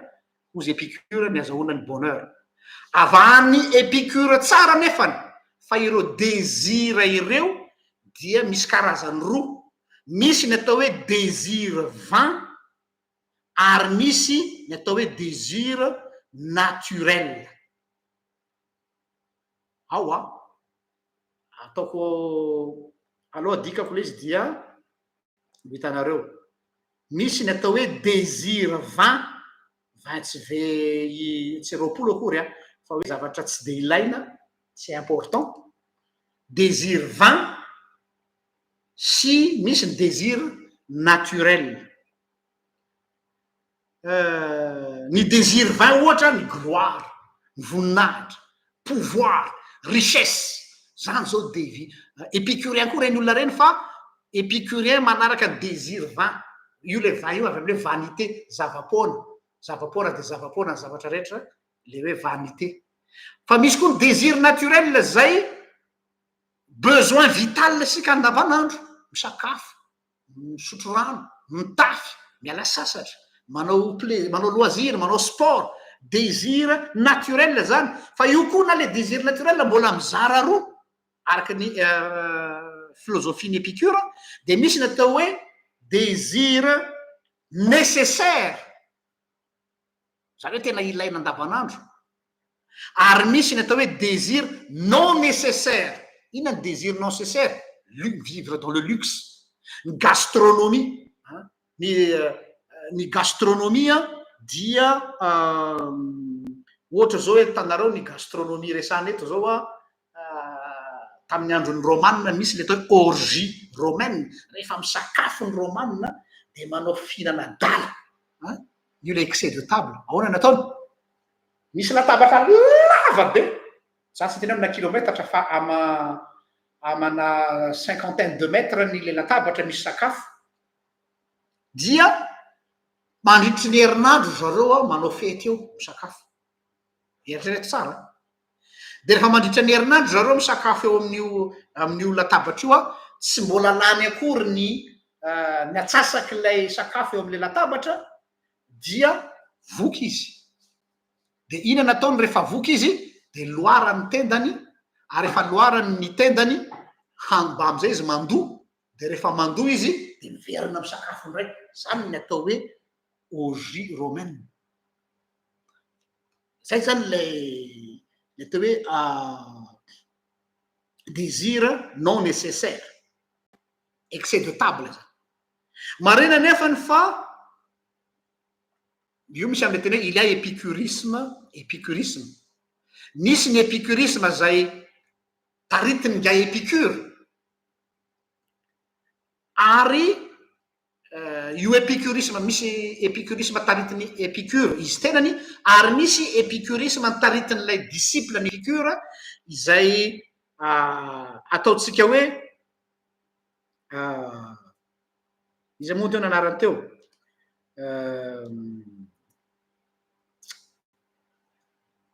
zafady fa very kely ato amin'ny note koa Lucrèce lay disciple ny épicure izy koa ny voy épicurisme fa afa kely ny azy na ny épicure de ny hoe satria épicure nanana problème de santé nana olana ara-pahasalamana donc zany ny azy limité tamina lafiny hoe inona ny besoin nécessaire zay ny azy hala ny vatany io satria narary izy de rehefa narary izy hala ny vatany io dia mitady izy zany plaisir mba hahafahany mba mitondra fitonina ho an'ny fanaintainany dia iny plaisir ny épicuride dia zavatra voafetra ihany hoe rehefa azoko ny zavatra mampilamina ny saiko sy ny foko sy ny fanako de fa zay natao hoe bonheur zay ny azy ny quête du plaisir fa na ny Lucrèce kosa satria Lucrèce dia olona salama sy tomady safady olona salama sy tomady i Lucrèce dia mazava ho azy zany fa ny zavatra ny matimatesany Lucrèce dia ny plaisir sans lendemain io le fitentsika hoe tsy indroa ho tanora fa mila mirevy a maximum fa zay aleny any aleny iny épicurisme ny Lucrèce iny no nalaza iny épicurisme ny Lucrèce iny no tiany olona fa le tena vrai épicurisme ny taritiny épicure tsy de tiany olona dia zay natonga an'le épicurisme ohatrany hoe zavatra ratsy amin'ny olona fa tsy ratsy misy ny épicurisme raha ny tena izy fa le déviation nataony Lucrèce natonga an'izany hany ka amin'izy ireo matoa misy olona mivoy ho an'ireo olona épicurien taritiny Lucrèce le olona mivoy hoe mila manana vertu mila manana valeur tsara amin'ny fiainana morale de ozy izy ny filazany zareo hoe morale ny olona faible hono zany satria ony ny olona faible tsy manana moyen tsy manana enti-manana dia satria tsy ho takatry ny revon'ny mpanan-karena raha zay ngamba nazatsika azy dia voatery ozy izy nareo mamorona loi morale mba ahafahanareo miculpabiliser anay satria nareo tsy manana le moyennay afaka manao zavatra extraordinaire. Tanareo am'izay fa avy aiza zany le izy mbola reny am'zareo élitiste ihany ny fond problème. Idirako le resaka consentement teo, le hoe ozy izy le namatsika hoe aka misy consentement ane, de aka ohatra anankiray aminareo aho zay tsika zany tsy andeha lavitra hoe aka couple libertin anankiray tsika zay nanao an'io zavatra tenen'io namatsika io hoe tena ny fanarahana, tena ny ombonany, de inona ny vokany. Dia olo malaza le izy, couple ataotsika hoe inona filaza zany emblématique, dia tsy iza zany fa Simone de Beauvoir sy Jean-Paul Sartre philosophe. Nifanaraka i Jean-Paul Sartre sy ny vadiny, tsy ny vadiny, compagneny fa tsy vadiny, sy Jean-Paul Sartre sy Simone de Beauvoir nametraka idéal-na couple. Eo sady aloha de efa miteny hoe quand on met un idéal ao ambadiky ny idéal de misy fantasme zay tsy ho tratra mihitsy. Ka io teneninao io hoe condolisme io libertinage io idéal io hoe tsy misy maninona nefa samy afapo, tsy marina zany. Couple niainany zany tsy misy mihoatra noho i Jean-Paul Sartre sy Simone de Beauvoir. Iza Simone de Beauvoir? Philosophe romancière malaza frantsay. Jean-Paul Sartre fantatrareo fa philosophe. De nifanaraka zareo hoe ndeotsika hivivre libertinage consentante, zany hoe libertinage ifanarahana, transparent, zany hoe tsy manafina amin'ny andaniny sy ny ankilany izay zavatra atao. Zay zany le vérité. Io le teneninao rahalahy hoe ka nilazany marina izy vérité, tsisy manafina. Inona no nataony Simone de Beauvoir zay nifanaraka tamin'ny Jean-Paul Sartre? Nanao izy zay nitondrana karazana vehivavy mba hanomezana fahafam-pony vadiny Sartre, fa tsy hoe fahafam-pony vadiny Sartre fotsiny, fa te ahita koa Simone de Beauvoir hoe inona ny impact sy effet zany any aminy move izy mahazo plaisir araky nampanantenainy Jean-Paul Sartre azy. Satria curieuse izy hoe raha izay ny épanouissementsika dia je joue le jeu. De izy ndray no mitady vehivavy mpianany tao amin'ny faculté izay nampianarany philosophie nentiny tany amin'ny Jean-Paul Sartre, dia izy no pourvoyeuse ho an'ny Jean-Paul Sartre, de iny avy eo no netreretiny hoe ahoana ny azahoany izy tena ny fahafinaretana am'le condolisme zany resantsika teo. Vokany malala tsara ny tantarany Simone de Beauvoir atsika, fa malheureuse, c'était une femme très malheureuse, vehivavy ory. Miezaka foana izy rehefa mission public hoe olona stoïque, le olona tena manana mental d'acier, mental de fer. Fa non, impossible. Raha olona mbola manana fo ihany dia malheureuse Simone de Beauvoir. No ve tsy mampahatsiaro atsika ny tantara amin'ny soratra masina ny misy an'izany? I Abrahama, Isaka, i Abrahama sy Sara ary Agara. Marina fa tsy resaka plaisir sexuel fa hoe tsy niteraka, fa na zany naty zany de mitovitovy le izy.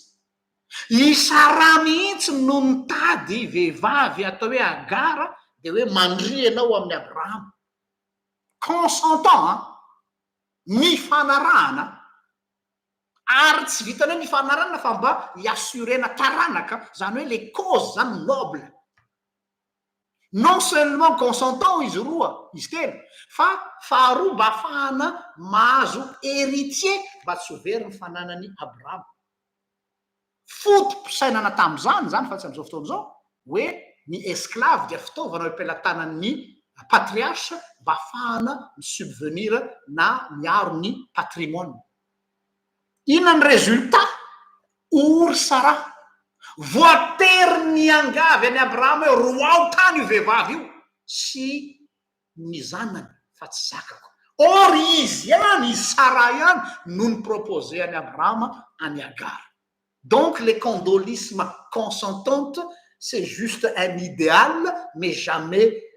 réalité. La réalité, on est toujours rattrapé par la réalité. Ary na tianao na tsy tianao tsy maintsy misy anankiray misofra ao fa mody mandainga izy mba pour faire plaisir à son partenaire de manaiky izy fa mikiky io ary hanimba azy mifarana. No zany ho anahy manokana tena resaka objectif ana eto fa tsy resaka subjectivité mihitsy, tsy noho ny position pastoral ananako fa resaka objectif. De zao hoe illusion zany candolisme consentante zany, illusion zany libertinage consentante zany satria milalao afo nareo raha manao an'izany. Zay on joue avec le feu. Zao azadino fa ny olombelona l'être humain dia misy ny atao hoe pulsion sy désir. Tsy afaka amin'ny olombelona io. Karaha milalao an'io de milalao afo ary dévastatrice manimba zavatra be deaibe. Mampatsiaro ohatrany mitovitovy am'le kany reny tadinareo le olona le mpanao dressage na animaux sauvage reny, le misy olona manana talenta midresser lion, manana talenta midresser voay, tena misy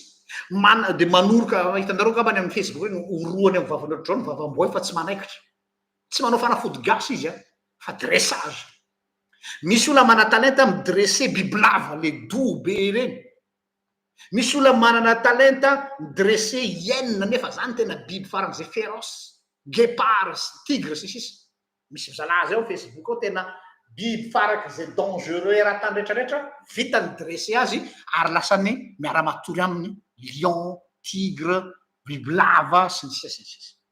Zao ny zavatra tsy tokony adinotsika. L'instinct tueur est toujours là. Na de nahay midresser ary izy justement ambadiky le teny hoe dressage dia misy zavatra filana ao zany. Qui dit filana mbola ao le izy. Ka tandremo rahalahy, mety mieritreritra anao za manana moral matanjaka be, manana philosophie de vie ambony be, za tena vitako ny dresser azy. L'être humain reste un animal avec des pulsions. Donc, ne jouez pas avec le feu. Fa manahirana be lasa manao efena, hitanareo efena tsunami, hitanareo ny tsunami rehefa handrava tsy tonga de avy hatrany de mamono mandroso fa miemotra rofo. De avy eo izy miverina en force ary ny retour en force iny manimba. Tsy apozinareo mihitsy. Le ranomasina mahafinaritra ny lomanosanao iny eny amin'ny plage lasa mandrava zavatra be deaibe. Fa izao anefa je suis complètement d'accord ny am'le hoe ilaina ny épanouissement sexuel am-pivady. Tahaka ny lazain'ity spécialiste hollandaise anankiray atao hoe Van Pelt hoe dès que miditra ao amin'ny chambre à coucher ny mpivady, eto zao milaza zavatra mivatambatana ho antsika mpivady rehetrarehetra manambady rehetrarehetra, vao miditra ao amin'ny chambre à coucher anareo mivady anareo de tsy misy tsony atao hoe interdit eo. C'est votre sanctuaire. C'est votre sanctuaire, c'est votre jardin d'Éden. Oui, napetraka Andriamanitra atao jardin d'Éden izy mivady. Vao miditra ny toerana io nareo de eo ny jardin d'Éden. L'interdit n'existe plus à condition que entre nareo roa rery. Et là, je vais être direct. Vous pouvez jouer à tous les jeux érotiques que vous voulez entre couples mariés. Oui, na kristianina zay anao zay ny afahanareo libéré an'ilay pulsion satria ilaina io pulsion sexuelle io épanoui. Dia manana idée créative, tsy voatery mandalo amin'ny candolisme, tsy voatery mandalo amin'ny libertinage, tsy voatery mandalo amin'ny déviation sexuelle rehetra ty anao vao afaka misatisfaire ny besoin sexuel anao, fa soyez créatif dans votre chambre à coucher ho anareo mivady manokana. Donc les jeux érotiques entre vous deux, l'érotisme dans la vie du couple est un besoin nécessaire. Ary zay ma épicurien aby zay fotoana zay. Aza diabolisena mihitsy ny érotisme ny couple. Tena ilaina mihitsy ary karakaraina tahaka ny zaridaina. Ary zay mihitsy ny image hoe pour moi la sexualité c'est le jardin d'Éden. Apprendre soin. Le jardin hoe napetraka atao izy hiasa sy tandrina fa tsy hoe galabona fotsiny de mandeha ho azy, tsy mandeha ho azy fa mila cultivena ny érotisme ny mpivady. Soyez créatif. Pourquoi rehefa mbola mpisipy ianareo créatif be fa rehefa mare nareo tsy créatif? Je me pose la question. Au contraire, là vous avez les clés en main. Soyez créatif. Am'zany zavatra rehetrarehetra zany. Donc ho anahy manokana ohatra lazaiko zao le sexe est divin, le sexe est spirituel et non charnel. Tena mahakasika ny ara-panahinao io resaka sexualité io fa tsy hoe ara-nofo be zany de ty ara-panahy de ty ara-tsaina. Non, la sexualité est un projet divin, voire même spirituel dans la vie d'un couple. Ino mahatonga miteny an'izany? De eto hamarana ny ty live ty de mampanao résumé kely aminareo efa nanao vidéo io Rita Anthony zao mety matadidy apetrany eo ngamba ny roy rehefa avy eo ilay fandarana zay fa nataoko teto le hoe imago dei hoe lasy vavy namoronany azy efa nataotsika teto zany de anao résumé kely an'iny tsy mahafaty mamerina azy mba ho tadidinareo satria efa ela be le izy. De zao lazaiko tao anatin'io vidéo io rehefa nahary ny olombelon'Andriamanitra atao amin'ny Genesis de zao no tenin'Andriamanitra: andeha isika hanamboatra olona tahaka ny endritsika, lahy sy vavy namoronany azy. Andeha isika hanamboatra olona tahaka ny à l'image de Dieu, homme et femme. Zany hoe le endrik'Andriamanitra, le imago dei eto amin'ny Genesis dia ny fresin'ny mpivady. Averiko indray, donc zany divin ny sexualité fa tsy hoe ara-nofo. Andeha sika hanamboatra olona tahaka ny endritsika, lahy sy vavy, misaotra Anthony, no namoronany azy. Donc zany ny sexualité du couple refléter, pardon, fa tsy me révéler, ny image de Dieu, zany hoe les fusions, union profonde. Ny sexualité de tsy acte physique fotsiny, ary eo no mahadiso hevitra ny maro. La sexualité n'est pas simplement une question de gynécologie. C'est pas juste une question d'organes sexuels. Voilà un sexologue Christiane rehetra fa la zone érogène ambony indrindra izay micréer ny excitation de ny fony rehefa ny olona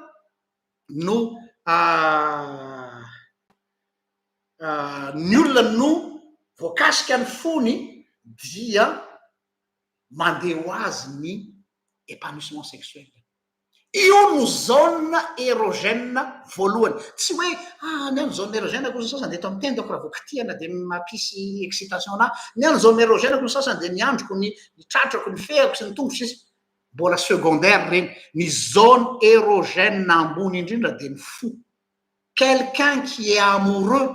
quelqu'un qui est fou amoureux dia mipetraka ho azy ny excitation sexuelle. Zay ny zavatra anankiray zay. Donc zany le sexualité tsy acte physique ihany. Le sexe n'est pas juste destiné, tsy hoe natokana ho amin'ny fiterana, mialatsiny am'le teny malagasy hoe ny anambadiky fiterana, zafady tsy organe de procréation kory vehivavy, lasa machine mamoaka zazakely fotsiny de vita ny ilana an'izay de apetraka ery amin'ny joron-trano ny sexe ihany koa eto zany de miverina am'le fantaniny raha lahy teo dia tsy réduit aminy hoe ahoana ny azahoako fafinaretana pulsion fotsiny de lasa mitovy amin'ny biby fa mihoatra noho zany plus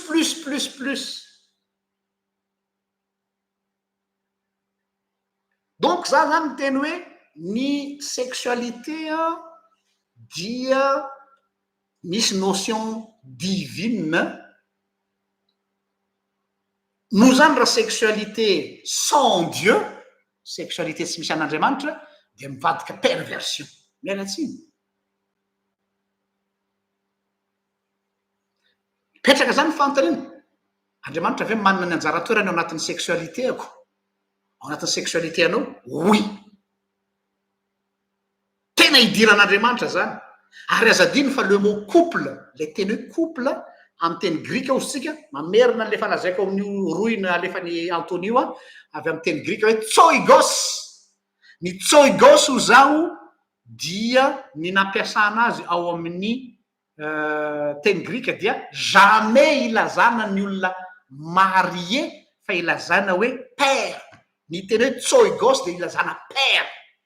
nefa zany lazana hoe couple tsika zao mieritreritra hoe couple égale marié non ny couple égale père zany père zany tsy afaka misaraka ohatrana zao paire de chaussure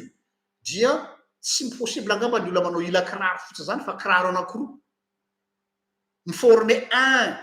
anankiray zany père ray dia marika toko fafolo andiny faha enina ka hatramin'ny fasivy ho adikako ao aminareo anatin'ny commentaire izao ny voalaza zao hoe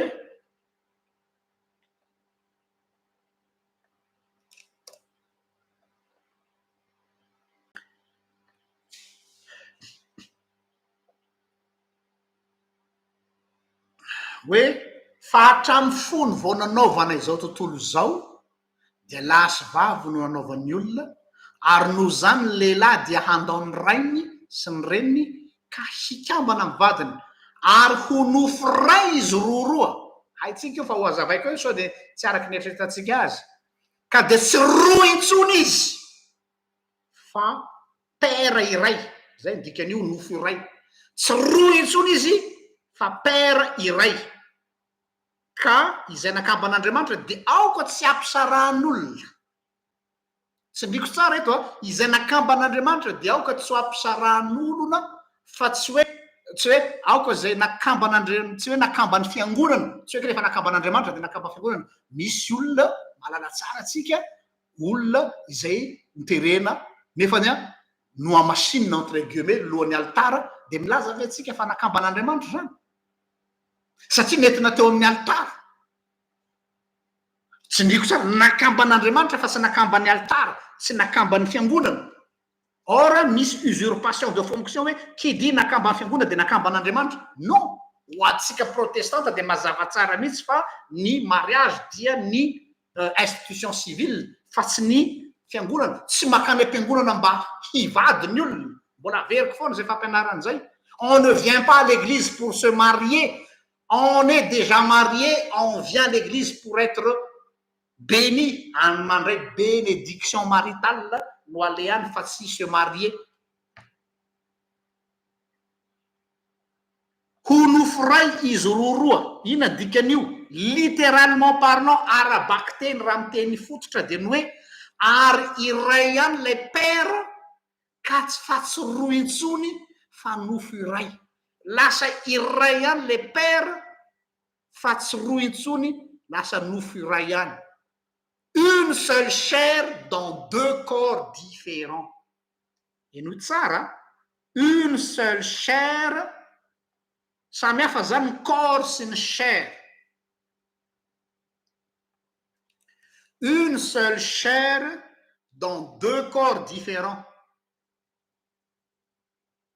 io le atao hoe unité parfaite zany hoe tena tahaka ny mairay an'Andriamanitra trois en un Andriamanitra miray telo de ohatrizay koa deux en un ny mpivady izay le image de Dieu les dieux trinitaires Andriamanitra miray telo nefa ny iray ihany de mipivady lasa paire lasa nofo ray. Izay le unité, zay le image. Ka tsy mahagaga raha lazaina hoe ny fiainam-pivady atao hoe vie conjugale. Hitanareo le fiteny hoe conjugale, vie conjugale ozy izy ny tena frantsay anambarana fiainam-pivady zany. Conjugale tsy indrina tsara, conjugaison fa tsy addition. Tsy hoe ray ampina ray de manome roa. Ina mahatonga amin'ny tena zany? Misy mantsy olona hoe hivady hono izy fa tsy te ho irery amin'ny fiainana. Addition zany fa tsy conjugaison. La vie d'un couple, c'est une conjugaison.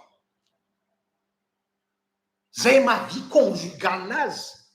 Fa raha ozana hoe za matahotra ny irery,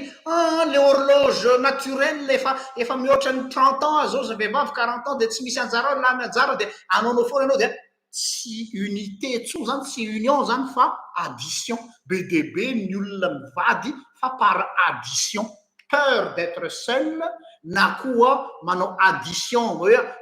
atabatra ny hery de mba amizay mba lasa davitra kokoa amin'ny arabola. Misy oloatra de misy olona matahotra se divorcer izy nefa hitanao fa tsisy fitiavana ao anatin'izy satria matahotra sao de lasa me mahantra.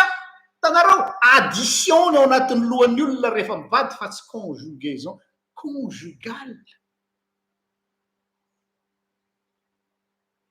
Misy fusion de l'esprit, fusion de l'âme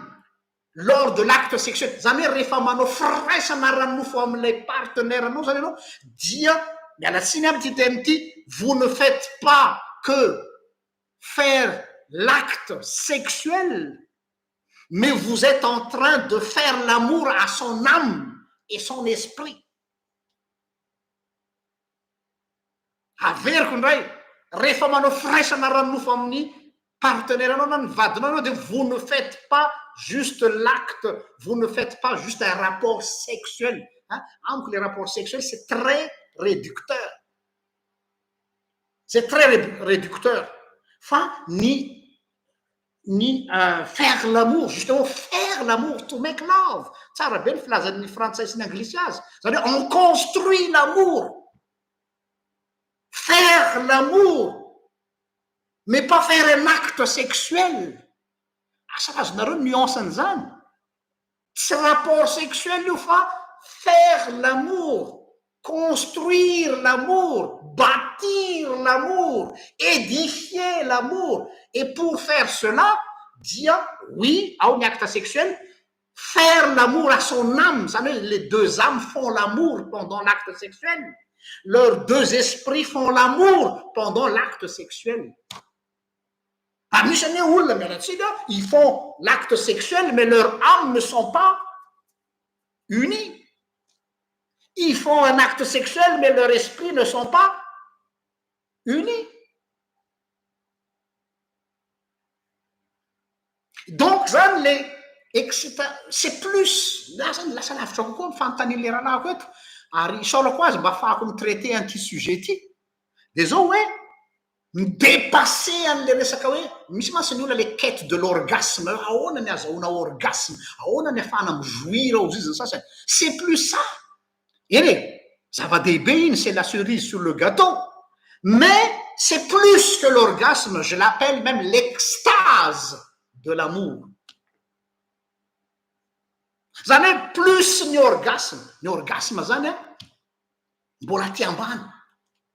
Fa extase, ny orgasme moa tsy ny fois ny olona anankiray mijouir na mahazo orgasme dia vita iny de mitodika any amin'ny lamorindrina izy de manao jeu vidéo na mihevitra na matory na mijery télé. Fa le extase dia miditra amina ahoana re zany hoe miditra amina niveau spirituel mihitsy lay relation sexuelle. Tsy haiko ny manazava azy tsony aminareo satria tellement c'est quelque chose de très profond. Fa tsy limité am'le resaka acte fotsiny. Noho zany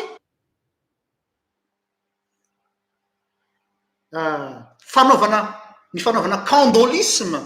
ohatra zay lazay le namantsika teto dia mialatsiny fa tsy mety mihitsy rahalahako satria lasa voatery ve aho mandalo par une tierce personne mba hafahako mahatratra n'zany atao hoe extase zany non nanao zany raha ohatra ka io hevitra io dia voatery mandalo par une tierce personne juste pour avoir l'excitation sexuelle et l'orgasme. Mais pour moi, je vais plus loin. Moi, je veux faire l'amour à l'âme de ma femme. Je veux faire l'amour à l'esprit de ma femme, mais pas simplement à son corps. Oui, le corps, oui, mais pas que. Izay anefa tsy possible raha amina paire. Zay le hoe ho nofora ihany izy roa. Paire, tsy misy tierce personne, tsy misy fanefany, tsy misy fanemy. Le paire ihany vao tonga am'zany extase zany. Zay le fanazavako hoe ho ray ihany izy roa. Vokany miditra tsara mazava tsara am'izay zany ny fanazavany Jesosy ny am'le hoe inona ny fanazavany Jesosy le didy fahenina, inona natao hoe mijangajanga am Jesosy. Tsy izay manao firaisana ara-nofo amin'ny olona ihany ozy Jesosy natao hoe mijangajanga. Fa ny tena fijangajangana ino izy de mbola secondaire. Fa ny mijery vehivavy ka mila azy. Azonareo ve ny sensiny zany teneny zany? Oui, prendre du plaisir en regardant une autre personne ave. Donc zany mitotona am'le didy fahenina mihitsy anao rahalahako. Tena désolé tsy hena nelam-panahy milaza an'izy anao anaty izy, tsy resaka fanamelohana, tsy resaka hoe discours moralisateur, fa miteny Jesosy mazava zay vo lay désirinao ampiankinao amin'ny hafa, amin'ny fijerenao hafa dia c'est un péché, c'est dévastateur, manimba zavatra. Donc mbola veriko ray zany hoe fusion fa tsy addition ny sexe et mampivady. Fusion des deux personnes, fusion de l'âme, fusion de l'esprit, saina iray, fo iray ao anaty vatana anankiroa. Tsy hoe samy manana saina io le fitenitsika. Samy manana ina fra zany? Samy manana ny fisainany io. Non, saina iray ao anaty vatana roa satria tonga ny nofora ihany izy roa. Zay sy zay zany ny zavatra voamako fa hiditra amin'ny fanontaniana avy aty aminareo aho arak'izay azoko amalina azy. Isaorana aloha ireo tompony fanontaniana roa lehibe zay niangatsika fa nafahatsika miditra amina sujet mety tsy de firesaka matetika isika. Fanontaniana hoe manao ahoana pasteur ny position ny fiangonana amin'ny resaka tantrisme sexuel izay misy ambadika spirituel fa mety tsy mifanaraka amin'ny théologie kristianina. Mbola averiko ny ray i Ramanjato Ranto. Le couple, dès qu'il entre dans leur chambre nuptiale, miditra ao amin'ny chambre an'izy mivady, izy roa rery, tsindriko tsara, de tsy misy interdit tsony eo amin'izy roa. Averiko, vao miditra ao amin'ny chambre anao nareo mpivady, de nareo roa rery, tsy misy an'ilay candolisme sy am'retratrany libertinage teo, fa nareo roa rery, zay afahanareo roa mi-exprimer ny plaisir sexuel anareo, dia amiko tsy problème zany. Ka ny teny anao tantrisme fantatro tsara zany tantrisme zany raha ohatra ka lay orientation, le philosophie orientale misy karazana spiritisme ambadika, de zay azo atao. Fa ny tantrisme dia zavatra azo atao tsara zany satria mistimuler ny plaisir sexuel ny andany sy ny ankilany eo amin'ny vatan'olona anankiroa mifampikasoka. Raha ohatra ka tsorona lay tantrisme satria raha lasa lavitra indray tsika raha mbola hanazava an'izay lava be eto. Donc verina am'le teniko teo foana zany. Tant que c'est vous deux, vous êtes un, ao anatin'izany de ositsika hoe ny tanjona dia ny misy le fusion totale entre nareo roa. Izay no zava-dehibe. Ya.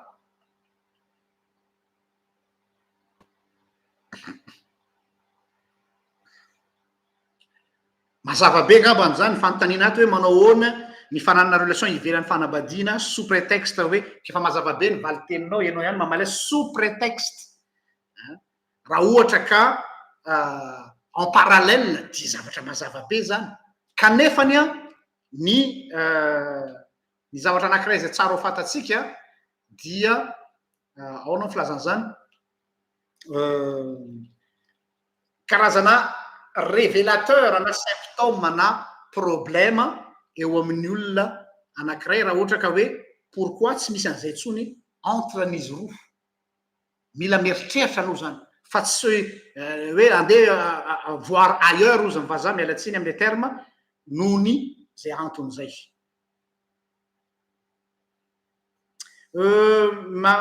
mariako kely le tenin'ny Antoniette hoe tsy misy interdit à condition que manaiky sy manaja non dénigrant soana oui tiako tsindrina zay zavatra zay satria misy ny définition natao hoe viol le viol tsy hoe manao ankerin'ny olona zay tsy partenaire anao fa olo ka matetika masa mazatra atsika hoe tratrany viol le olona ry de hoe misy olona zany a zay manao ankerin'ny olona fa misy koa ny atao hoe viol conjugal le viol conjugal na lahy na vavy io hoe rehefa tsy mbola mazoto le olona nefa terenao c'est du viol donc tonga am'le teny zay viol koa zany am'izay fotoana zay mivioler an'ilay ataotsika hoe consentement le olona ny amin'ny pratique sexuelle zay tsy mahazatra azy anjaranareo no miéduquer azy mety ataotsika hoe issu d'une famille très piétiste le vadinao na mety très coincé entre guillemets na ny éducation nananany tsy mitovy aminao a aza tonga de terenao hitovy rythme aminao aloha izy fa vous avez toute la vie pour vous éduquer mutuellement ampianaro miandalana izy entre anareo fa tsy tonga de anao za zao ny tadiaviko ka tsy maintsy mame fahafapo anao tsy mety zany fa lasa tonga viol zany raha zay no hitondrana azy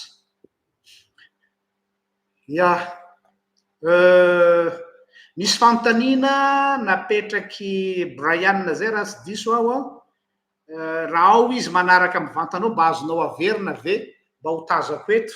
tazako io ianao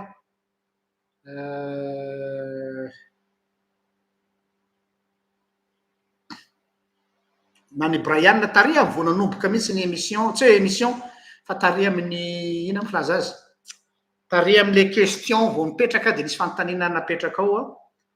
dia raha mba azonao averina eto mandra-pahatonga zay a hoe mitovy amin'ny libertin ihany ve zany ny couple zay mijery pornographie comme préliminaire oui inona no vote fa maninona no tsy maintsy mila aide tierce ivelany ianao vao afaka tonga am'zany ny préliminaire ny mpivady tompoko de afaka manao préliminaire tsara mihitsy vady fa ny problème masy de l'éducation antsika malagasy ny amin'ny atao hoe pudeur dia ny fomba ialatsika le pudeur dia menatry tsika ny resaka resaka sexe zany tsika gasy tsy à l'aise am'zany tsika dia tellement tsika manana enatra dia avilitsika any amin'ny hoe andao rangah ijery film de any zay fanontanianao de any valiana any ny ambadiky le izy de ny problème nefany raha vao mizatra an'io anao ka tonga de hoe film pornographique no afahanao manao an'izay préliminaire zay dia ny problème ho lasa tratrany addiction ianao addiction na pornographie zany hoe iny ndray lasa stimulant fa mizara mihitsy nareo mivady miresaka momba an'io sexualité io tena resahana io maty jiro ato zay de manao zay tianay ato de zava-dehibe rehefa vita ny devoir c'est pas un devoir c'est vraiment un moment de bénédiction pour le couple nous zany a mila miresaka nareo dia ao anatin'izay nareo mi-explorer ensemble ny momba ny sexualité anareo oui ny fanontaniany Brian de hoe mety ho fanampiny na mety hors sujet fa antaniko ihany hoe mahazo manambady impiry zany ny olona iray eo amin'ny fiainany de mahazo miteraka impiry amin'ny vady anankifiry adina ve de afaka miverina manambady sy miteraka sa hoe tsy tokony anambady intsony sa ve afaka hoe tsy miverina manambady intsony fa miteraka fotsiny ola compliqué be le fanontaniana fa tsotsoroko le izy resaka remariage divorce sy resaka hoe fiterahana zao tonga de vataniko ny resaka be debe no tonga de mandray le verset hoe halako ny fisaoram-bady olo jehova le fisaoram-bady de le fisaoram-bady iny traduizen'ny olona hoe divorce diso ny fisaoram-bady tompoko dia tsy divorce ny divorce de terme juridique dans le but d'équilibrer après une séparation ny droit ny andany sy ny ankilany eo anatrehan'ny fitarana ho fitsonjovana ny zaza zay ny sens ny divorce jereo tsara ny dikany teo hoe divorce fa ny hoe ny fisaoram-bady dia répudiation aza fangaro ny fisaoram-bady égale répudiation io no lazainy Jehova hoe halako ny fisaoram-bady halako je amin'ny baiboly teny française de je c'est-à-dire que les termes je déteste fait ça je hais misy terme fantany hoe la répudiation ina le répudiation anao hipetraka amin'ny contexte tantara ny répudiation taloha de zao hoe misy olona zany se séparer izy de apetrany mangingina le vadiny de tsy misy ny droit tsy ajaina ny droitny fa hoe tsy mahafapoa dia apetrako mangingina na ateriko any amin'ny ray aman-dreny de aveo mipetraka any de samymiala izay no halan'Andriamanitra satria c'est comme si hoe de rien n'était fa ny divorce tompoko terme juridique fa tsy terme biblique ny divorce dia mesure d'accompagnement napetraky ny lalàna iraisam-pirenena fa tsy lalàna gasy any afahana mitsinjo après an'ilay séparation an'le couple aminy atao hoe droit de famille mba isin'ny équilibrage sy ho fitsonjovana ireo zaza izay ny divorce donc aza mélangena mihitsy ny fisaoram-bady de tsy divorce fa répudiation donc mamaly ny fanontaniany Brian zany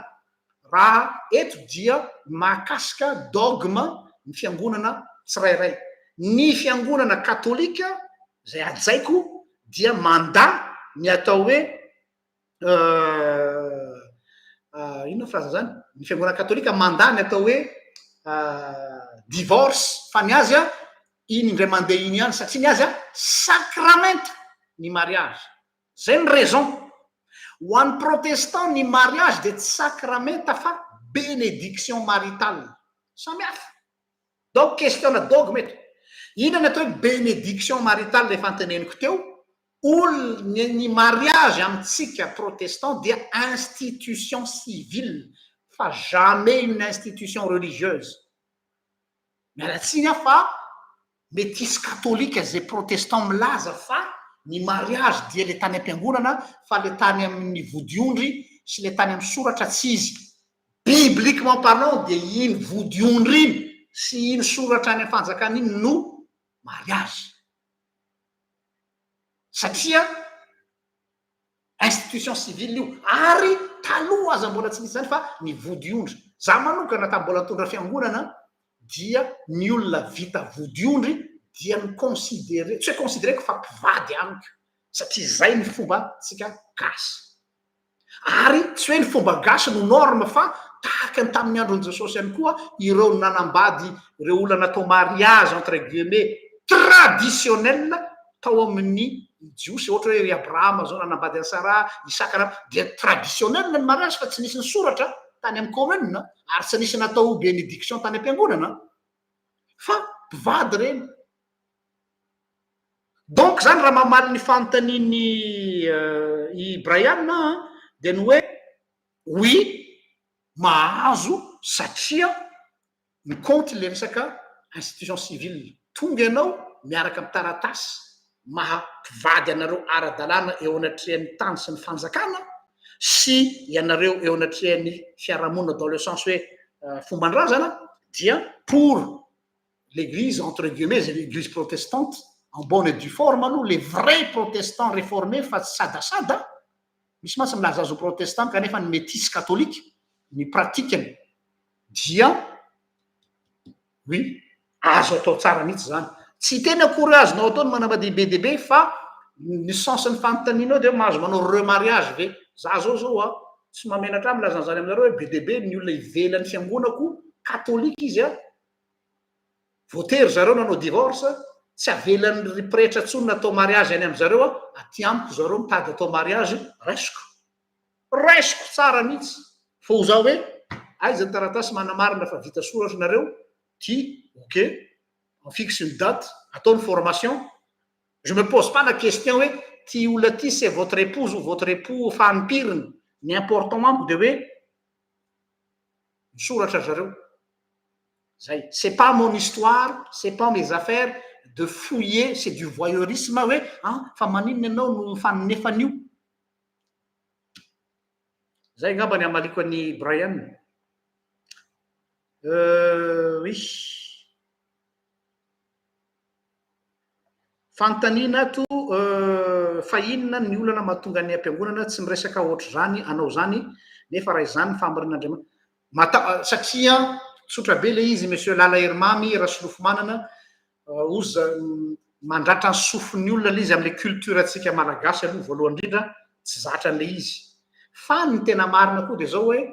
mahazo vahana be am'izao fotoana zao a ny resaka piétisme eo Madagasikara zany hoe le olona un peu extrémiste ary surtout ny fifoazana mialatsiny a manona anazy za fifoazana dia matahotra le paster aloha lazaiko eto no marina matahotra le paster sao de mal vu zavatra lazaiko zao zavatra mal vu be matahotra le paster ho mal vu miteny zavatra zavapady dia lasa manimba ny imaginy de rehefa manimba ny imaginy de matahotra izy satria izy koa tsy maintsy mijery ny carrièrany ary matetiky reny olona reny no mahatolotolotra aloha lay zay fampianarana orthodoxe mahazatra no resahana zay le izy savady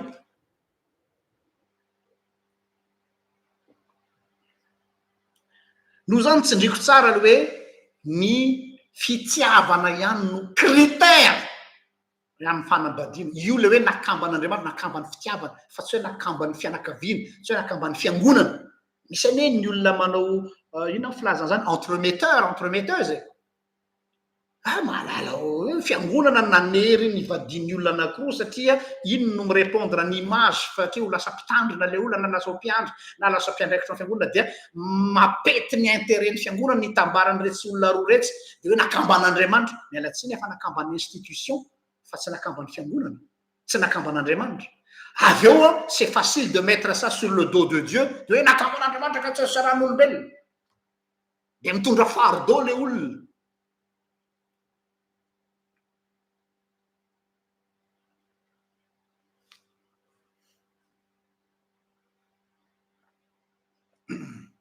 ok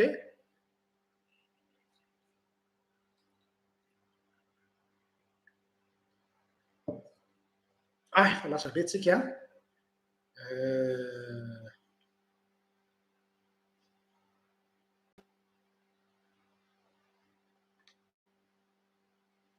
le izy zany mitinako azy fanany angambany de ny hoe ny notion mitondra ny zavatra rehetrarehetra de resaka fitiavana tsy le hoe mahazo manambady be deabe no zavatra important Brian fa est-ce que vous êtes sûr de votre amour c'est là la question tsy tokony hisy intsony normalement après le imbe deabe hoe c'était un essai de tsy nety essai faharoa tsy nety essai fahatelo soyez sûr de votre amour réciprocité surtout le tsy mbalivaly moa zany filazantsika azy i volamena Rosoa fanontaniana farany mety voatazako zao mialatsiny hoe hors sujet ve ny fanaovana firaisana alohan'ny mariage ve zany tsy azo lazaina hoe fahotana azo atao ihany izy io ve raha amin'ny kristianina ny valim-panontanianao de efa manazava azy tam'le efa azonao ngamba ny valiny ny amin'ny le teneniko teo hoe le mariage n'est qu'une ahoana filazana zany n'est qu'une institution c'est un bout de papier maharo ny olona ve ny mariage sa tsy maharo ny olona seul l'amour Donc miresakitsika teo ny relation sexuelle c'est une expression d'amour entre deux personnes qui s'aiment réellement. C'est pas juste parce que nous sommes ensemble on doit faire l'amour. Mbola averiko tsara zay na de efa ao anatin'ny mariage ianao aloha araka sarotiko na ny fanotaninao teo fahotana tsy nola hoe cadre hoe marié misy peratra de hoe j'ai la permission de faire un rapport sexuel be diso hoe satria vita mariage de manana droit manana permission anao firaisana ranofo raha vo izay zany donc lasa chosifienao le vadinao lasa fitaovana sexuel satria zany andeha anambady malaky aho mba afaka anao firaisana ranofo am'izay ota zany amiko satria tsy resaka amour tsony le tsy fa resaka ataonao mialatsiny lasa ataonao instrument sexuel le vadinao juste parce que enfin j'ai le permis et quand j'ai le permis je peux conduire une voiture. Mais il y a des gens qui ont des permis mais ils ne savent même pas conduire. Misy olona manana permis fa tsy mahay mitondra tôbily ary misy ndraiky olona tsy manana permis nefa izy tena as de volant satria nampianarin'ny ray aman-dreny taty ambadika mialatsiny ataoko sary ohatroatra zay le izy. Donc zany c'est pas le fait hoe misoratra le olona dia izay no aona filazana zany no afatarana azy hoe manana droit le izy hanao firaisana ranofo amina tsy ary mandainga daholo ny olona mialatsiny iteny ty zavatra mandainga zay miteny hoe manao voaly satria rehefa tonga mariage de iny no mariky ny hoe olona virgile le olona ora olona voainga nanaraka émission tamin'ny télévision any Tunisie am'izao fotoana zao sy any Turquie dia misy le fanaovana opération génitale hymen mialatsiny le teny vahiny mamerina le hymen mba ho provena le partenaire fa vierge indray voafitaka le lehilahy zany hoe satria mila olona vierge virgine io ny vo miditra amin'ny fanambadiana zay zany condition sasany io ny condition sasany dia ino ny ataony jereo tsara le fahaizany olona micontourner an'ilay lalàna lasa izy manao opération chirurgicale esthétique any Tunisie sy any Turquie dia 3000 euros vao tamin'ny herinandro tsy 3000 euros mora be tsy tadidiko tsony izy mamerina le hymen mifona tompoko milazana zany aminareo vehivavy mamerina le hymen hoe mbola vierge dia iny no entiny amin'ny andro mariage de miteny ve anao fa vierge iny vehivavy iny satria miverina ny hymen mais non donc tsy resaka any mihitsy ny important hoe vita soratra sy sisy ça n'a rien à voir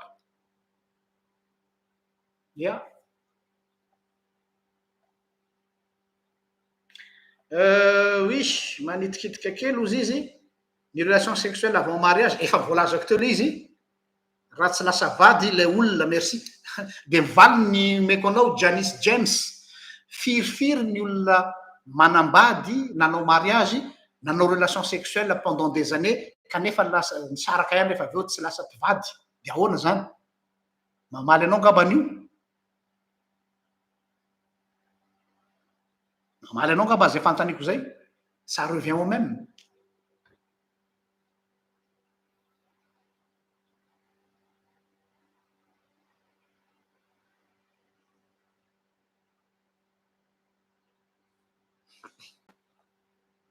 Ok, eny ary lasa lavitra be tsika efa 20h41 zao so de lava loatra misaotra anareo nanomeny vola misy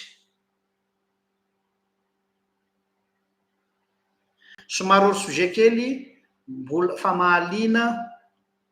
ny tanora betsaka am'izao fotoana tsy mety manambady vita soratra tsy mety manambady vita soratra fa te hiteraka fotsiny sans engagement oui ka zay le problème satria io teneninao io dia mitovy am'le fitenitsika ny azy zany ampiarina ny arabaky teny le teny malagasy hoe mianambadiky eterana zany hoe lasa mialatsiny lasa machine de procréation ary betsaka ny manao an'izany am'izao fotoana zao donc problématique io satria manao miréduire an'ilay vehivavy ho lasa machine fiterana de mialatsiny fa mitovy tsisy valaka amin'ny agara sy sara mamaly ny fanontanianao mi-instrumentaliser olona zany ve tsara sa ratsy ianao ihany asiaky mamaly azy ny mi-instrumentaliser olona izany ve tsara sa ratsy zany hoe réduisenao ho machine production na zaza fotsiny le olona tsara sa ratsy anao tsy zany no dicté an'io satria tsy raha vao zatra zay ma sy le fahotana sa tsy fahotana tokony ianareo ihany de mahalala an'le izy satria nomeko anareo le notion de base de rehefa ampilatanareo le notion de base de nareo zany tokony ahita am'izay aiza le lalako ombany vo naveritsika teo hoe lasa manao réduire an'le olona ho lasa fitaova piterana zany hoe lasa mère porteuse lasa mère porteuse le izy lasa mère porteuse zany de raha olona nareo ngamba mahalala lay problème am'izao fotoana zao ny amy resaka mère porteuse sy ny amy resaka in vitro sy le resaka GPA grossesse pour autrui efa nataotsika émission ato amin'ny RGL zany mitovy amy grossesse pour autrui io zany j'ai besoin juste d'un ventre pour donner ina fila zany donner un enfant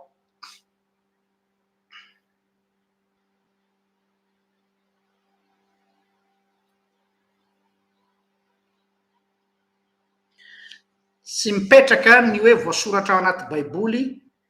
ary avy amin'Andriamanitra ve ny fisoratana ara-panjakana tsy le hoe voasoratra anaty baiboly fa pratique ny mariage tompoko dia tantara pratika ny ainan'ny olona hatramin'izay jereo ny baiboly tsisy miteny hoe manaova mariage tsisy miteny an'izany ao fa hoe mandao ny ray sy ny reny de ikambana ho tonga nofo ray izy roaroa aiza ny cadre an'izany teo amin'ny histoire biblika dia teo amin'ny resaka mariage ancestral traditionnel fata théorina nasina ny resaka soratra mba ahafahana mibaliser an'le izy fa tsy handegona fotsiny zay ny antony izy koa zany hoe maninona raha masinina ny ampiangona fotsiny de zay ha masinina tsy manamasina mariage za tompoko fa mitsodrano fanambadiana efa misy approche catholique ny fanamasinana anazy zay respecté koa fa je ne partage pas leur avis bénédiction maritale ny resaneto fitsofan-drano-panambadiana fa tsy fanamasina mpanambadiana samy hafa be mihitsy zany ok non tsy tokony ho sarotra le izy rehefa voarainao le message de mazava be hoe inona ny finalité an'le izy nametrahan'Andriamanitra anao sarotra fa matoa le izy mbola sarotra de mbola tsy voarainao zany le izy fa tokony za tsy tena hoe automatique fa tokony hoe zavatra simple kely miverina am'le fanontanianao teo hoe le olona zany tsy te s'engager izy fa ataony fotsiny zay azo zany hoe manao fitaovana an'le olona izy hoe akako taranaka ty manao fitaovana ataoko fitaovana de manao fitaovana olona zany ve mety voilà zay ary ajanontsika treo fa na mandra-parainy andro ty tsy ho tapitra eto satria loha hevitra midadasika moa izy ty fa dia misaotra anareo naharitra nanaraka hatramin'ny farany samia tahin'Andriamanitra daholy veloma